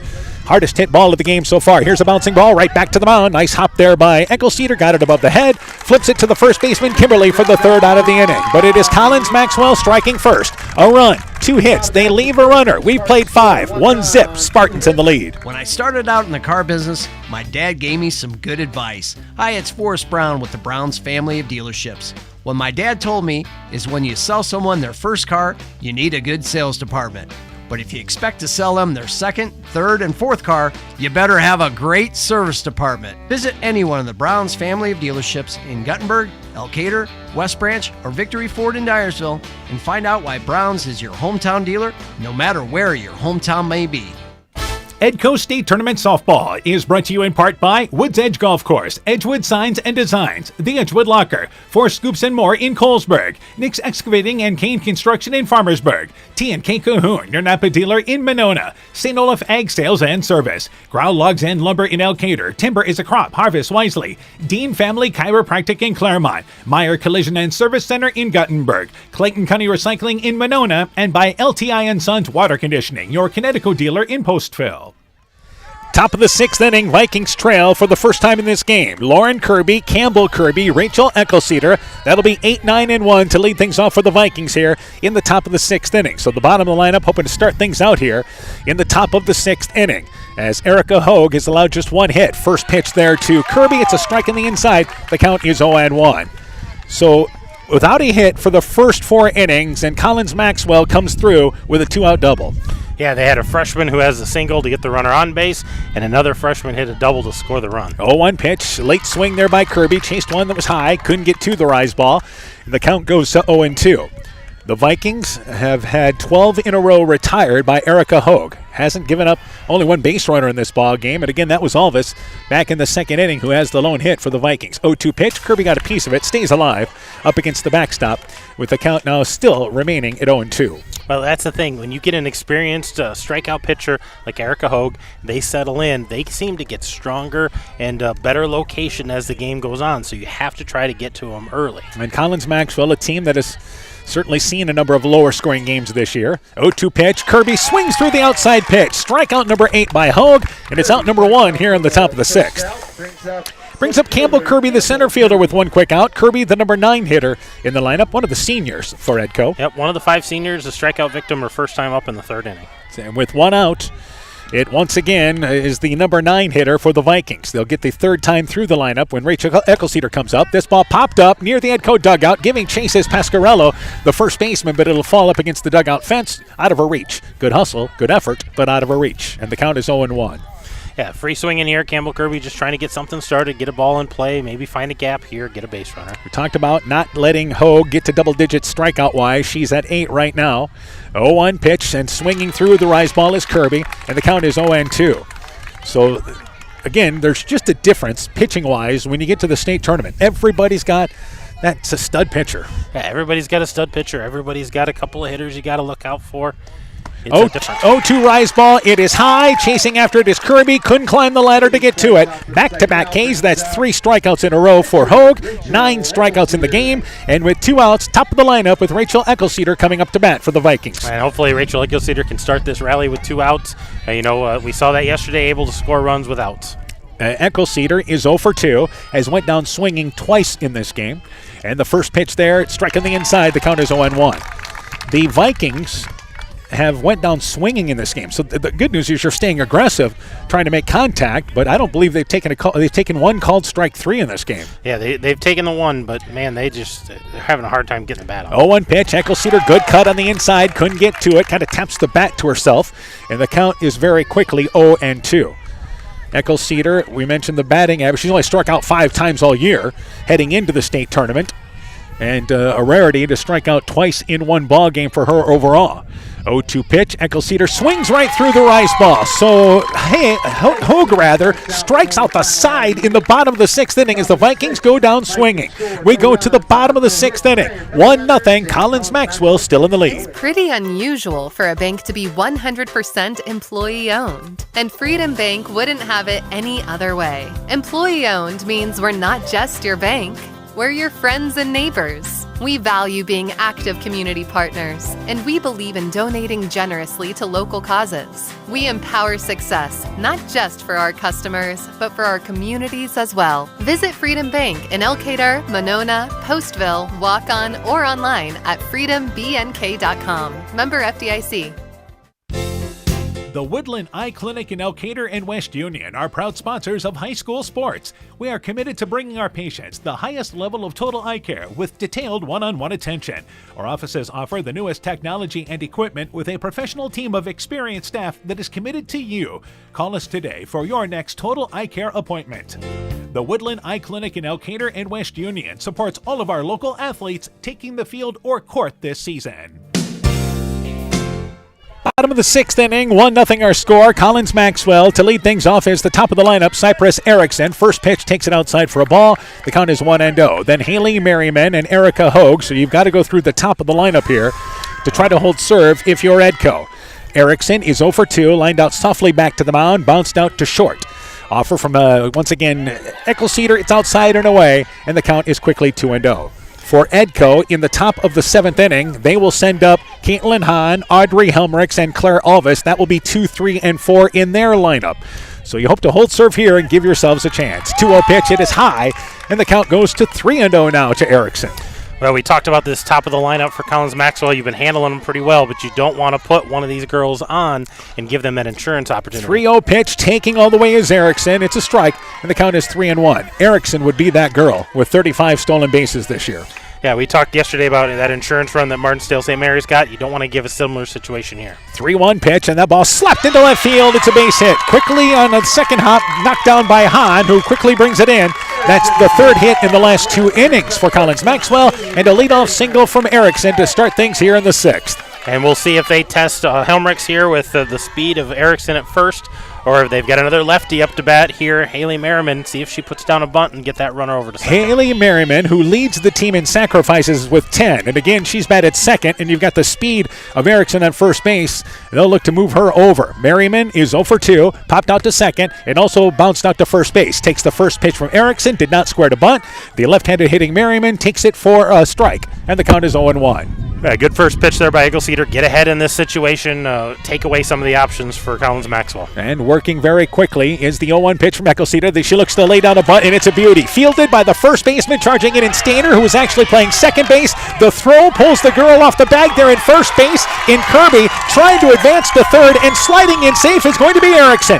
She was going first to third on the get-go. A beautiful bunt laid down by Merriman. It goes as an infield single, but Erickson never broke stride. The throw actually pulled the first baseman Kirby off the base. Playing in was Stainer again at the bunt position as the second baseman brought in. Made a good throw, but I think Merriman had that beat out anyway. I think she did, but that was a high throw and kind of pulled Kirby a little higher off than she needed to. Made that an easier call at first base. Now you got first and third here with nobody out. And their best hitter, Erica Hogue, up to bat. Flew out to right field and walked. And looking to run to second base is Merriman. She'll do so without a throw down. Faking the throw is Helmrichs, but runners on second and third now with nobody out. And time, they are going to take the bat out of the hands of Hogue. Yep, that's a great decision. And now Coach Huber is going to take time. Take the bat out of the hands of Hogue. Bases are loaded. Coach Huber taking time, and they're going to go over this bases loaded situation with nobody out. Yeah, they're going to talk lots of scenarios here. They're going to talk that bunt scenario. They're going to talk an infield hit or infield ground ball scenario. What are we going to do with this? We got to prevent the scoring here, and I think a wise decision to take Erica Hogue out of the equation. Just put her on base. You'll bring the infield in this situation, or at least I would think you would. Bring the infield in and try to go to the plate because you need to keep it a 1-0 ball game. An insurance run here for Collins-Maxwell. The way Hogue has been throwing would just be absolutely huge. Yeah, a 2-run lead, I think, with the way she's pitching and the way this game has gone. They want to get this run across, and I think they're going to pull out whatever weapon they need to here to try to get this run across, whether it's a bunt, whether it's a pass ball, whatever they can do to try to get this running. All right, Coach Huber breaks the huddle, goes over, and as she walks off the field, actually talked to Lauren Kirby over at first base, and again, they're going to bring in everybody. Coach Kirby continues to tell them, let's go in even a little closer. So the infield is in, bases loaded, nobody out for Collins-Maxwell. Emma Pasquarello is up to bat. She's 0 for 2. Takes the first pitch outside. The count is 1-0. And Pasquarello, a strikeout victim in the second, bounced out to third. And Eagle-Cedar could really help herself out with a strikeout here. Strikeout would be huge in this situation. You just want to keep them from putting that ball in play. And the 1-0 pitch, and that's a pop-up, and it's going to go into right field. It's going to be a base hit. Golf fields it. It's only base-to-base for Collins-Maxwell, but a soft line drive into right field. A base hit for Pasquarello. Erickson scores from third, and it's 2-0 Collins-Maxwell in the lead, and the base is still loaded here with nobody out. Well, they prevented the runs. They're going to get a run on that. It's a base hit, but they kept the runner at third. Bases are still loaded, and Edco doesn't have an out here. They need something big, some kind of bang-bang play to get them some outs. And because the infield in, there was no chance for Stainer to get that, and you certainly agree you had to bring the infield in. They stay in here with the bases loaded and nobody out. And Jaden Peters up to bat. Peters popped out to first, singled, and scored the first run for Collins-Maxwell, and that was back in the 5th inning. So the third time through the lineup, this is a different Spartans team at the plate. 1-0 pitch, it's a pop-up, it'll make it out of play, and the count goes to 1-1. They've put the ball into play the second time through the lineup, third time through rather. Yeah, they're starting to figure some things out, put the ball in play, and this is what you expect out of good teams. We're at the state tournament. They're going to figure some things out. Everybody's got to make adjustments. The first 4 have reached here in the bottom of the 6th inning. Peters is the number 5 spot in the lineup, takes a rise ball away, and the count goes to 1-1. So this is the first major jam that Edco has been in this ball game, and it continues for Collins-Maxwell. 2 balls and a strike with the bases juiced here in the bottom of the 6th inning. Eagle-Cedar works and delivers the 2-1 pitch downstairs, low, and the count goes to 3-1, nowhere to put her. Yeah, this has to be a strike. She's got to be around the zone here. There's no room for her. You don't want to walk in another run. You want to let the defense do the work here. 3 balls and a strike. Eagle-Cedar, the 3-1 pitch. Peters fouls it up against the backstop. We'll do it again, now with a full count. Peters had the first base hit for Collins-Maxwell. They were hitless through the first 4 innings. She led off the 5th inning with a single and then scored on that 2-out double by Ava Pasquarello, the number 8 hitter. But they continue to go through the heart of the lineup. 3-2 pitch. It is inside. It is low. It is ball number 4. The third walk issued by Eagle-Cedar, and Peters walks and is credited with an RBI, and it's now 3-0 with the bases still loaded and nobody out here at the bottom of the 6th. Yeah, this is a jam Edco doesn't want to be in, didn't want to get to, and they still got bases loaded. still looking for that out. Got the bottom of the lineup coming through now. Hopefully they can get something done here. And this brings up Vivian Kaler, who pops it up. This is near the backstop, but it'll make it towards the fence and hit the bottom of the fence as Helmrichs tried to race to it, could not get to it, didn't have a chance. The count goes to 0-1. Kaler is 0 for 2. She has struck out twice, and we'll say this once again. Eccles Cedar could really help herself out with a strikeout here. Yeah, she could use a strikeout or some kind of easy ground ball here, some simple play to get an out, get that momentum back on their side. 0-1 is the count, and the 0-1 offering. Kaler fouls it up the third baseline, and it's kicked back into play by the on-deck hitter in Adelaide Kane. And the count goes to 0-2 right now. So bases loaded for Collins-Mawell. First 5 have reached here now in the bottom of the 6th inning, and in a ball game like this, especially the way Erica Hogue is throwing, 3-0 is a mountain to climb in this game. That's a lot of runs. Only positive for the Vikings is who they have up. 0-2 pitch. It is a high pop-up, drifting towards foul territory, and now in fair territory. Behind the bag is Chloe Everett, who calls for it. Infield fly rule was in effect anyway, and Everett makes the play. A big first out of the inning. Kaler pops out just past third base for out number 1. And the big thing about that is it keeps the double play in play. You know, if something's short and they can get it to home, get that first out, maybe get the bonus at first. But all those things come into play once you get that first out. That's a huge out. Audrey Helmrichs came out to talk to Rachel Eccles Cedar after that play. And did you see her skip as she went out to the mound? She was excited about that out. But I think we've got a pinch hitter here. Number 16 is going to bat. So she knew she had some time to go talk to her pitcher. And that will be Ellie McDonough. Ellie McDonough as the pinch hitter for Adeline Kane. So McDonough is up to bat. And the funny thing about that little skip by Helmrichs is that Eccles Cedar chuckled on the mound. So let you know how loose this team can be, huh? Yeah, they need to take a deep sigh after that out. McDonough takes the first pitch inside. The count is 1-0. So you've got Hogue at third, Pasquarello at second, Peters is at first base. Bases still loaded. Now 1 out here in the bottom of the 6th inning. Kane being replaced was 0 for 2 in this game. So 1 out, and the 1-0 pitch, late swing there by Kane, and the count goes to a ball and a strike. Important for Edco to get out of this without any damage and then get to 2, 3, 4 in the top of the 7th inning, hoping to give yourselves a chance. Yeah, you gotta get out of here. This has been about enough damage for this inning. 1-1 pitch, taking all the way and taking a pitch for a strike is McDonough, and the count goes to a ball and 2 strikes. Caught the upper part of the strike zone, so 1-2 is now the count. Good thing is you've got a great glove behind the plate in Helmrichs, anything low. 1-2 pitch, taking the pitch inside and called out looking is going to be McDonough. Strikeout number 7 recorded there by Eccles Cedar, and a big out number 2 now here with the bases still loaded in the 6th. Yeah, that was the huge out you were talking about to help Eccles Cedar help herself get that second out. Now you can go back to normal positions. Get an out anywhere because you got 2 already. Eva Pasquarello is up to bat, and she takes the first pitch for a strike. The count is 0-1. Pasquarello has, before this inning, the biggest at-bat of the game. She had a 2-out double in the 5th inning, which at that time plated the game's first run. They've added 2 insurance runs here in the bottom of the 6th since. 0-1 pitch to Pasquarello, takes it inside. That one just pushed off the plate a bit, and they call it a strike. Boy, was that a late call or some my imagination? He called it. His mechanics are a little slow, but he called that a strike right away. And 0-2 here for Eccles Cedar. Got some options of what to do with this third one. 0-2 is now the count to Pasquarello. 1-2 pitch, swings right through it. Strikeout number 8 recorded by Eccles Cedar, and that ends it for Collins-Mawell. But they score 2 runs in the inning. They do it on 3 hits. They leave the bases loaded. We go to the top of the 7th inning. Vikings trail 3-0. This is Chris Holbert, General Manager of Hall Roberts Son Incorporated in Postville. We would like to wish the area student athletes both a safe and successful sports season. We have been a community-based company since 1864, servicing and supporting the area ag industry with products necessary for daily success. We look forward to continuing to serve and support both the ag industry and high school athletes in our surrounding communities. Thank you and good luck from the families at Hall Roberts Son. Edco State Tournament Softball is brought to you in part by Prestige Day Spa, The Edgewood Reminder, Del Clay Farm Equipment, your Kawasaki dealer in Edgewood, The Market, a division of Kendrick Inc., Myers Auto Service in Monona, Thompson Construction and Monona Overhead Door, Culligan Water Conditioning in Elkader, the Lowena Savings Bank, member FDIC, Fisk Farm and Home in Monona, Cresco, and Decorah, Carr Auto Group, Bacon Concrete in Postville, and Bruins and James Insurance, your Grinnell Mutual agent in Monona.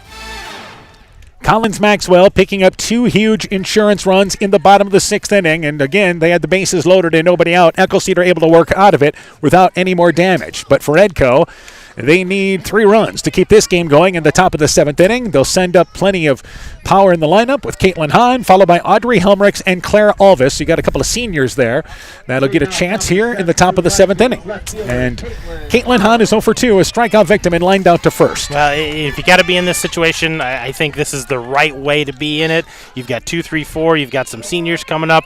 You want them to try to get you back into this ball game, and they're going to get their chance. Caitlin Hahn is 0 for 2, as we mentioned. 15 in a row retired by Hogue on the mound. First pitch to Hahn, a high chopper, and it goes over the head of the pitcher Hogue. Merriman, the shortstop, comes in, fires it to first, but not in time with Hahn's speed. Once that ball got by the mound, she had a chance to leg it out. The second base hit for the Vikings, and a leadoff single here in the 7th. And there's your spark. There's your spark of what you need. It is get that girl on base, get some momentum back, and now you've got Audrey Helmrichs, Claire Alvis, your 2 leading batters for the season. The ball went over the mound of Hogue, who tried to jump up and get it, but on the second hop, a good job by Merriman to field the ball almost on top of second base and had a good hard throw to first. But again, with Hahn's speed, once it got behind the mound, she had the opportunity. First pitch to Helmrichs. It's inside for a ball. The count is 1-0. Helmrichs has hit the ball twice, but bounced back to the mound and popped out to the catcher in foul territory. 1-0 is the count. And the 1-0 offering, and that ball, slow bouncing ball. Shortstop Merriman charges it. She goes to second base, and Hahn safe at second base. The ball is dropped by Pasquarello. I think Hahn was originally going to be called out at second base, though it looked like a bang play, but an error charged on the drop, and there's 2 on, and the tying run comes to the plate for the Vikings here in the 7th. And you know what? You look at that play, and you saw the speed of Hahn, and as a shortstop with a 3-run lead like that, I think you field that ball and go to first. You get that out at first, leave the runner at second. It doesn't mean anything if they score her, but an out is an out is an out in this situation when you only need 3. Absolutely. I think you take the sure out there, and that would have been a sure out. I know the ball hit relatively slow, but Merriman had charged it there, and the speed of Hahn is the difference that makes that play so close at second base. And now we've got another speed on first. We're going to have Faith Dugan coming in. She is the courtesy runner for Helmrichs. This is always a case of who runs for who courtesy-wise, and Coach Huber has always said, whoever reaches first base first. If Eccleston reaches first, then Dugan's going to run for her. If it's Helmrichs that reaches first, then Dugan's going to run for her. So there's no set courtesy runner for the pitcher and catcher, though Dugan's the first option either way. So nobody out. 2 on, top of the 7th inning. Claire Alvis up to bat, 1 for 2. A single back in the 2nd inning, struck out in the 6th. 2 on, nobody out here, as the Vikings, just like yesterday against Martinsdale St. Mary's, going to put up a fight here in the later innings. First pitch to Alvis, swings right through a rise ball, and the count goes to 0-1.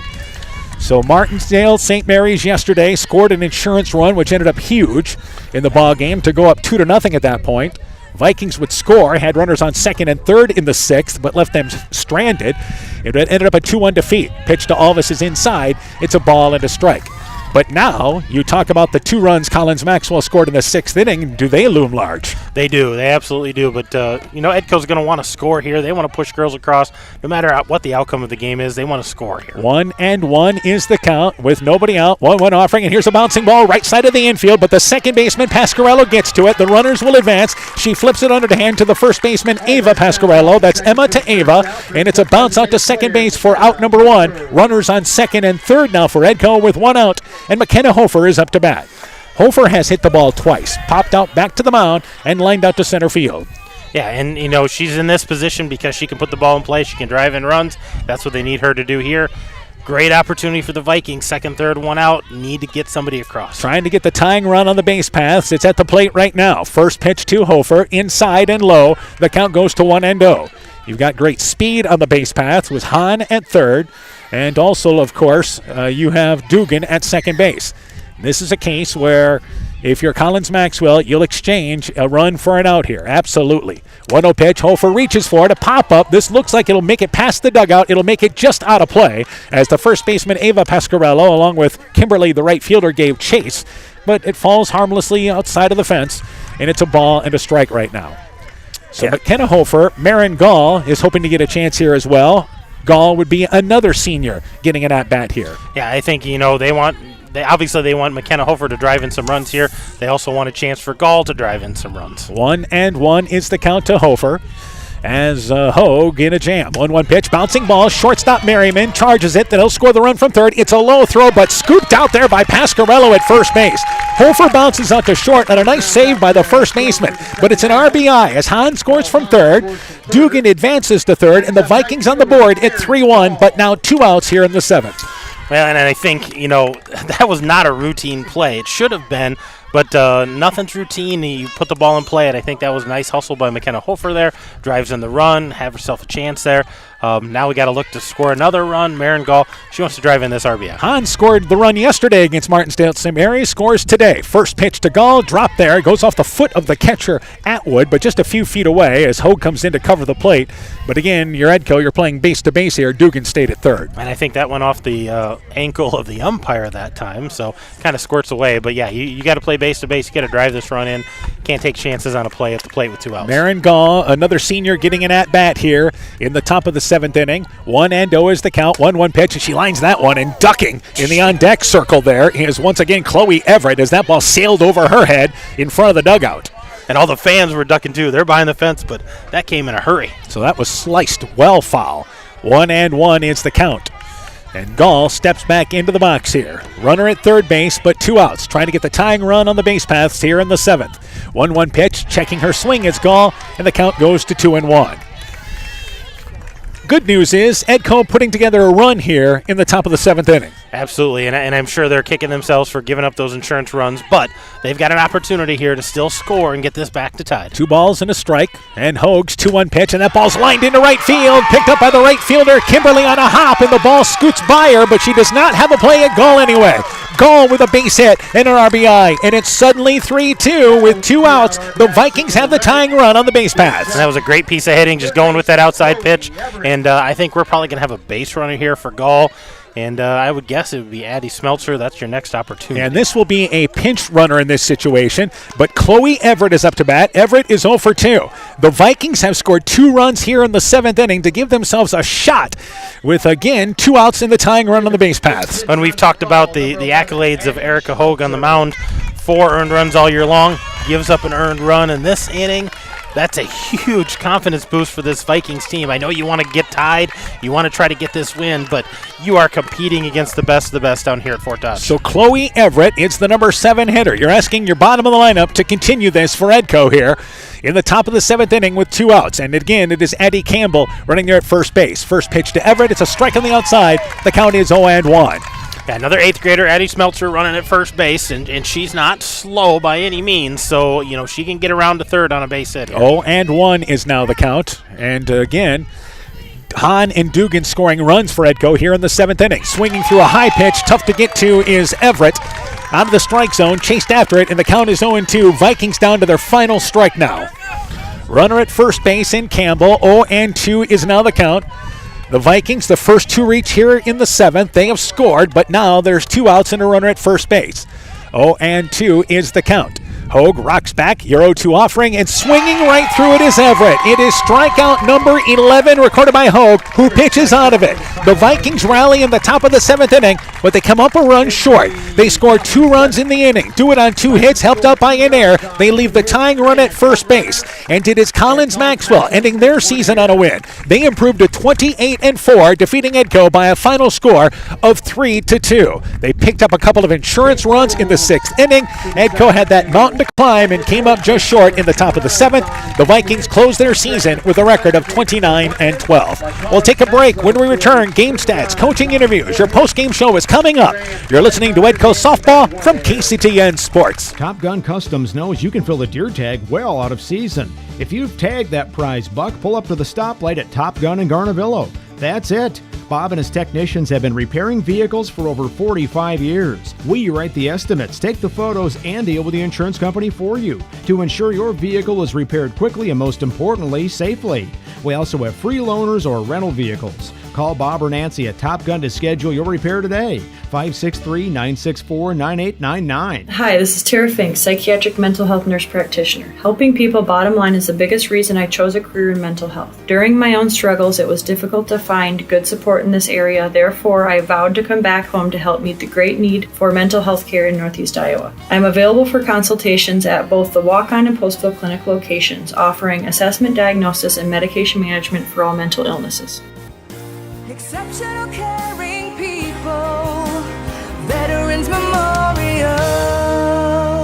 Inspiring changes to a happier, healthier you is what we do at Clayton Drug. We are committed to helping you achieve the highest quality of life possible. We are a full-service pharmacy offering services such as med packing to your home or mail delivery and online prescription refill. We also offer a cash pricing program on name brand and generic prescriptions. Call 563-245-2530 to find out more.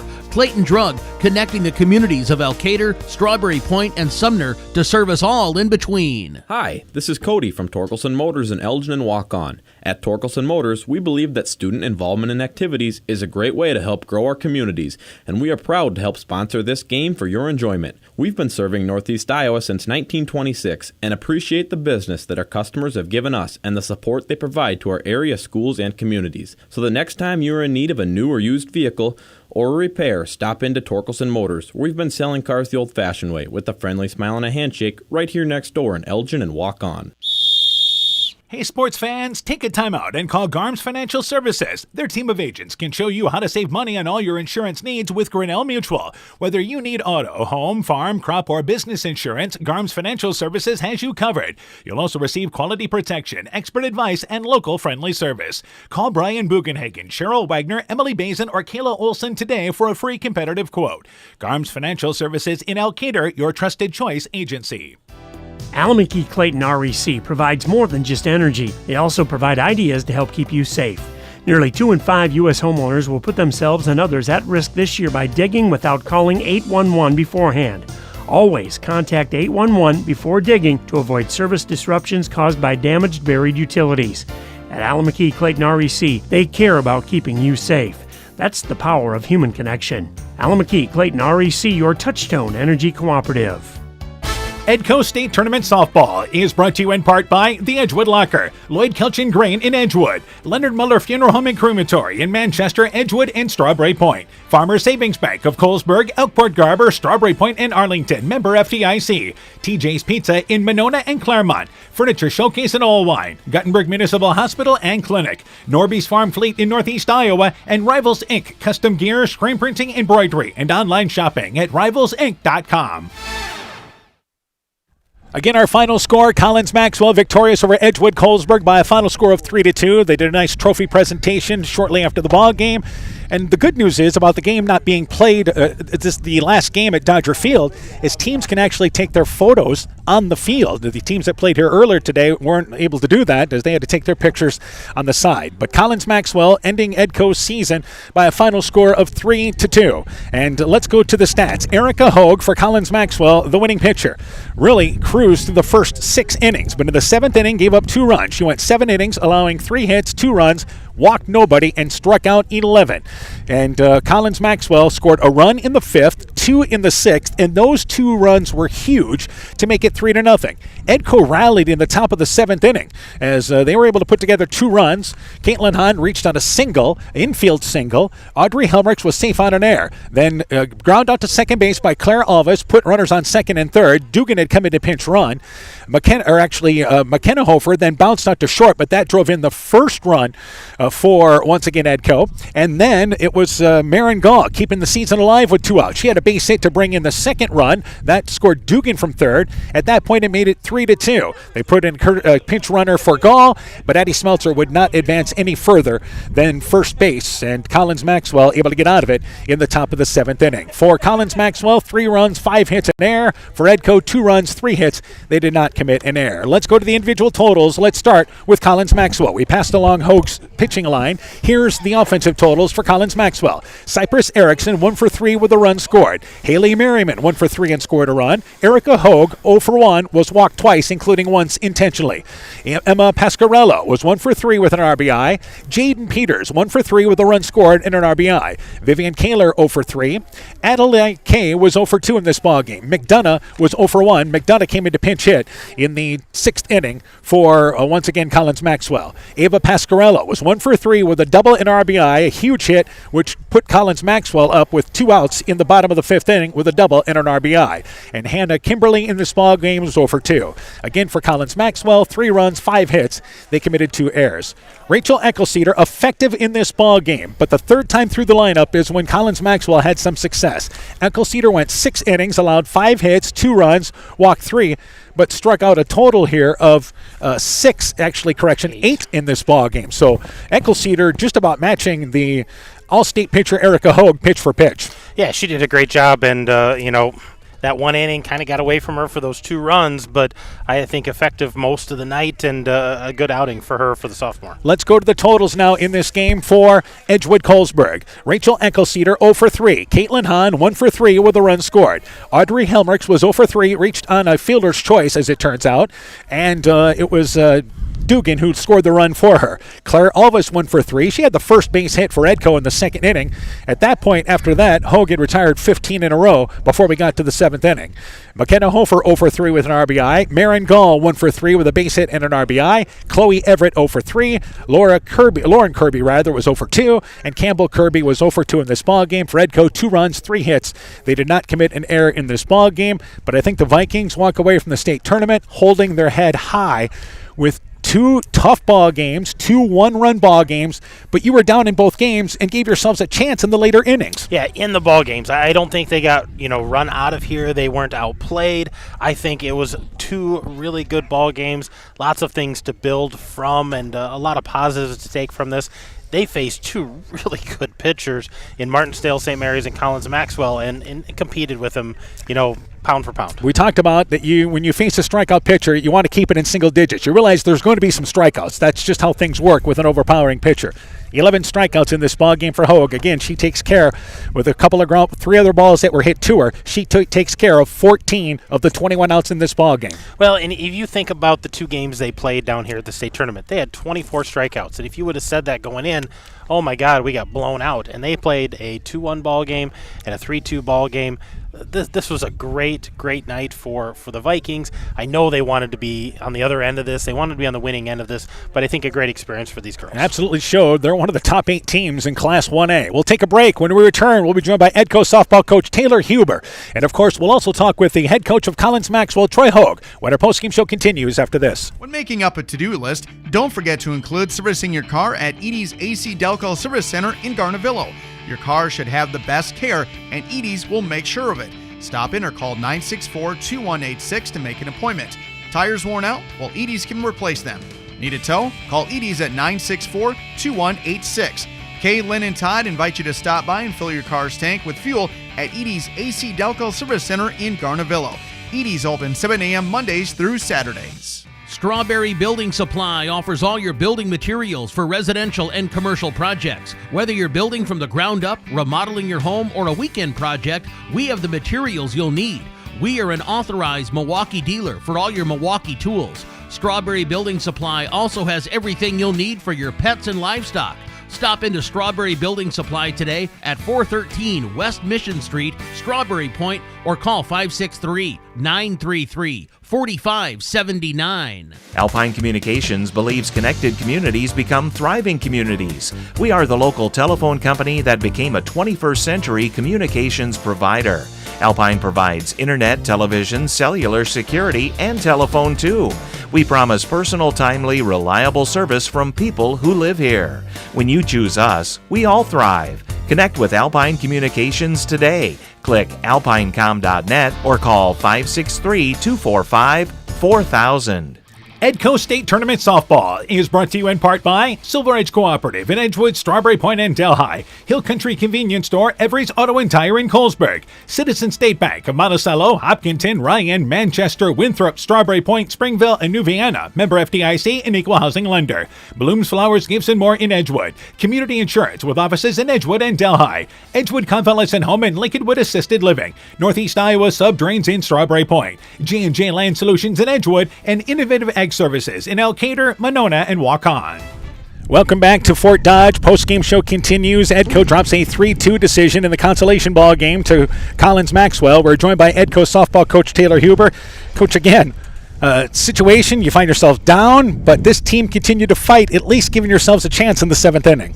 Yeah, and I said the same thing, obviously we gave up those 2 runs there in the 6th, or bottom of the 6th, right? But I said that we gave ourselves a chance there.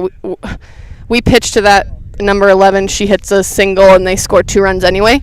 So, putting her on, we at least gave ourselves a chance to get out of there with a little bit less damage. And, we gave up 2 runs anyway there. But I thought we battled defensively, and we battled at the plate. A lot of teams probably roll over there, especially with how we'd been hitting up until that inning. So I'm just super proud of our group for battling. Let's talk about pitching wise, because I think Rachel Eccleseder, effective today, had 8 Ks for you, allowed 5 hits, and obviously some of them coming later in the ball game, but she was very effective. Yeah, second, third time through the order, they hit her a little bit. I mean, good teams are going to do that. They're going to make adjustments. We did the same thing late in the game. So she did a great job, early. That set the tone. Definitely a pitcher's duel.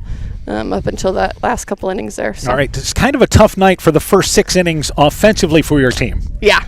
I mean, it's hard when you go. That girl the other night was throwing really hard, probably mid-60s. This girl was throwing hard, but she had a lot more. I don't know if junk's the right word because she was throwing hard, but she mixed it up. She moved it around. She threw curveball, rise ball. She was kind of all over the place. So. We had a little bit of a hard time, I think, especially with the rise ball. We were, under everything. So, and I know you have 5 seniors. We'll talk about those kids there, but I think it was only appropriate that your seniors gave you a chance there in the 7th inning. Right, exactly. Yep. I when Kate got on base, I thought, we got a shot here to tie it or go get the lead with Audrey, Claire, McKenna, Marin coming up behind her. So, and we did. We hit the ball hard there and just.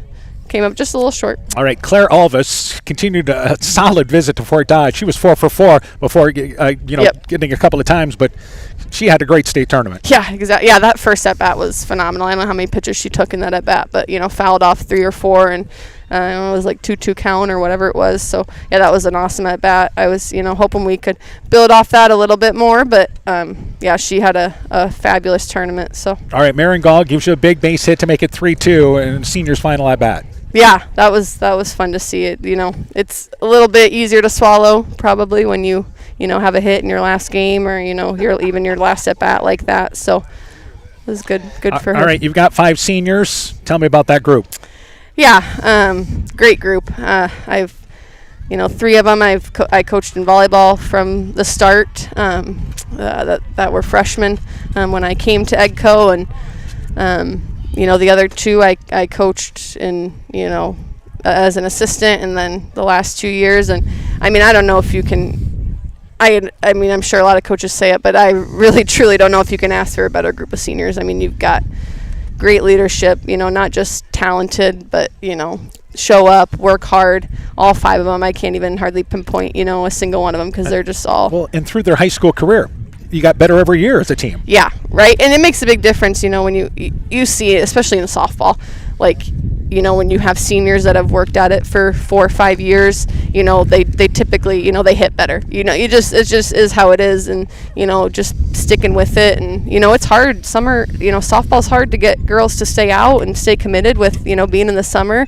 They have to really love it and want to be there for their teammates and do it for their teammates. And that those 5 have done it for however long is a testament to them for sure. All right, the other thing is you've got a good group that continues to come forward that you feel like we can just continue on. Yeah, right. I mean, we have both our pitchers coming back, Rachel obviously, but you have to win, you have to win enough games in the regular season too to to get a good seating and stuff. So it's huge having both pitchers back. McKenna caught a lot this year behind the plate, so I'm confident she'll step right into that and do a great job catching those two. And we got Lauren coming back. Kate, our sophomores are solid, and then there's a lot of talent in that 8th grade class and the 7th grade class that's going to be 8th graders. So, and then some freshmen that can contribute too, I think. So, yeah, especially offensively, that we've got some freshmen that really hit the ball in JV this year. So, I'm excited to get back with them. But yeah, I think we might surprise a few people with, especially in the conference. Losing five seniors, you might think, oh, they're going to drop off, but I mean, if you got good pitching and can have good enough bats, you can hang with anybody. It's a good place to start anyway. Yep. All right, Coach. Congratulations on a great season. Thank you. Look forward to catching up with you next year. Awesome. Thank you. You betcha. Edco softball coach Taylor Huber talking things over about our Viking team. We'll take a break, and actually we're going to keep it right here as we're going to talk with Collins-Mawell's head softball coach here in Troy Hogue as they're victorious by a final score of 3-2. Our post-game show continues. We keep it right here. We're joined again by Collins-Mawell head coach Troy Hogue. First off, congratulations on this win. Oh, thank you. Appreciate it. All right, let's talk about this ball game because it took you a little bit to get going, but it seemed like second time for the bottom of the lineup and the third time through the lineup, you guys were able to make an adjustment. Yeah, we just really it came down to we just needed to get a hit, and at 5th inning, Jaden got a hit and got us on base there that inning, and then had a couple struggles, and then Ava, who's a little freshman who's struggled a little bit at times, came up with a huge hit for us there. And I told Jaden, I said, there was no way I was stopping you. You were going all the way from first, so if they threw us out, they threw us out, but we were gonna make them have to make the throw, and luckily they didn't, and we got the run in there, and then that just kind of got us going. In that 7th or 6th inning, then the team had just relaxed. We had a run on the board, and they just went from there. It was the top of the lineup again that was able to produce for you. Yeah, they came up. I think we had a leadoff walk maybe, or no, Cypress had a base hit. That's right. Or left, yeah. Had a base hit there, and then we put down, I think, a good bunt with Haley, and they pulled off the bag there and got us on. So now all of a sudden we were in good shape with 2 runners on, 1st and 3rd, and Cypress had a great slide at 3rd to slide around the tag. And I mean, if she doesn't slide around the tag, now we got to run her at first, changes the whole thing. And then they obviously didn't want to pitch to Erica, and I don't blame them a bit right there with 2 runners in scoring position. And so they walked. You walk the bases loaded with nobody out. That should be pretty good for us. And then our 4-hitter up there, they had timeout, and I talked to Emma, and I said, Emma, she'd had a struggle a little bit in the game. Her sister just had a big hit. I said, Emma, what do you want to do? I said, you want to try and do a push bunt, something as a squeeze to get a run in, or what do you want to do? And I said, this is your last career at bat. You're a senior, and she said, she goes, I want to hit. I said, all right, let's get up there and do it. And then she had a great hit. So it was just awesome to see. Yeah, added a couple of huge insurance runs. Let's talk about the job that your pitcher, once again, Emma Hogue, did on the mound for you. Erica, sorry about that. You're good. You got too many Ericas and Emmas, and actually you don't have an Emma in your team. But Erica, of course, you know her quite well. But obviously she had retired 15 in a row before the 7th inning, but outstanding effort for her. Yeah, she came back really well. I mean, it was a struggle.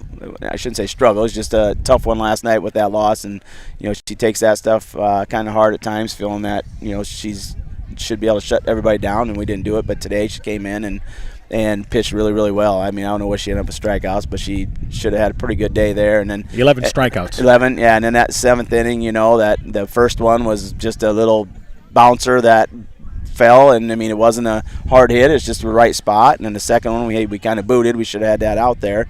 And then they did hit a couple hard on us, after that. And but I told them, I said, I don't care if they get 2 runs. I said, just make sure we get 3 outs before they get 3 runs. And I said, that's what it comes down to in the 7th inning. I said, this is it for us. We'll give up a couple runs we have to, just get 3 outs, and that's what they did. So very proud of them for that. Yeah, tell me about your seniors.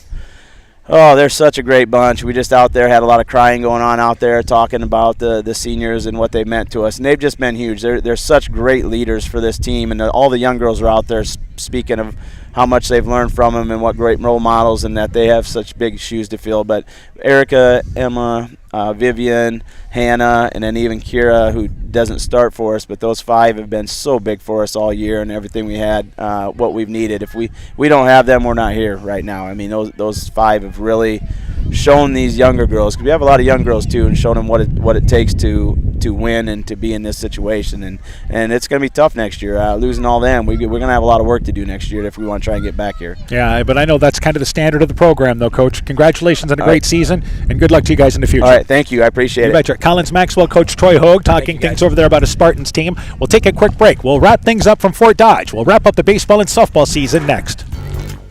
Mom, yeah, put that on my to-do list. There is more and more on my to-do list every day. I can hardly keep up, and I have to make sure everyone is paid. But who has time for the bills? You know who can help with that? Who? Elkader Tax and Bookkeeping. They not only do taxes, but specialize in bookkeeping services as well. Has your to-do list gotten too long? Want help? Give Elkader Tax and Bookkeeping a call at 563-245-2154. While out and about, don't find yourself stuck at the side of the road. At Edgewood Auto and Tire, our trained technicians work on all autos, trucks, semis, and heavy duties. We offer premier alignment service and DOT inspections and carry all major lines of tires. Call or ask about our current tire rebates. If you're in a bind and need a tow, give Edgewood Auto and Tire a call at 563-928-7333. Available 24 hours a day, 7 days a week. We offer a mobile tire repair service to get you back up and going, either on your farm or on the road. Welcome back to Fort Dodge. Again, our final score, Collins-Mawell 3, Edco 2. Collins-Mawell closes the season 28-4. Edco closes the season with a record of 29-12, dropping this consolation matchup today, but they'll be bringing home some hardware from Fort Dodge. Again, a great effort by Edco. You really saw a team scrap for 7 innings at their 2 state tournament games. Yeah, they did, and they had 2 really good opponents down here, and of course everybody at the state tournament is good, but I think they showed that they held their own. They belonged to be here. They beat the reigning champion in Northland to get here. They played the runner-up in that first round game, played them a tight ball game, came up a little short there. Struggled a little bit here, but man, did they show some grit, some moxie to bounce back and make it a ball game there in the 7th. Just came up a little short, but a great effort by the Vikings. Yeah, so with this brings an end to our baseball and softball season. Always good to end the season at a state tournament. Oh, absolutely. And the Edco girls, they know that they lose 5 seniors. Coach Huber was great talking about those kids, but it's going to return a lot of pieces, and they figured to be certainly one of the better teams in our area, probably the top team in our area next season.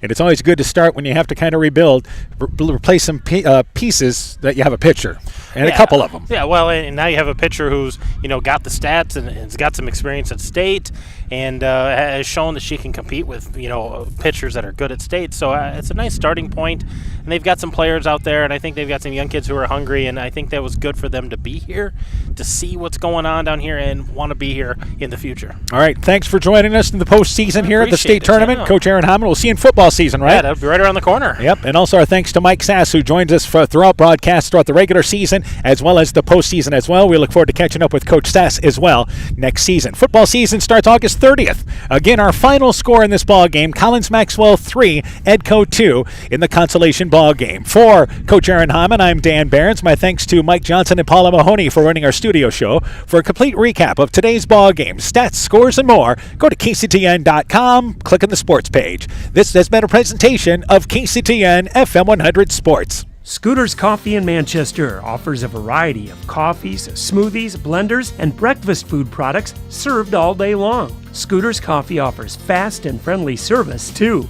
In a hurry? Use the Scooter's Coffee app to order, pay, and earn rewards. Simply stop at the drive-thru window and pick up your order. Scooter's Coffee is open Monday through Saturday, 5:30 a.m. till 8 p.m. and Sunday, 6 a.m. till 8 p.m. We look forward to seeing you at Scooter's Coffee in Manchester. Wilkie's in Elkader is Iowa's oldest family-owned grocery store. You'll find Wilkie's 2 blocks south of the Keystone Bridge in historic downtown Elkader. Stop in and enroll for a Wilkie's reward card and receive points every time you shop. Then log on to their website at wilkiesgrocery.com to view the weekly specials, check out your reward points, make out a shopping list, and more. Wilkie's in Elkader, open Monday through Saturday, 8 a.m.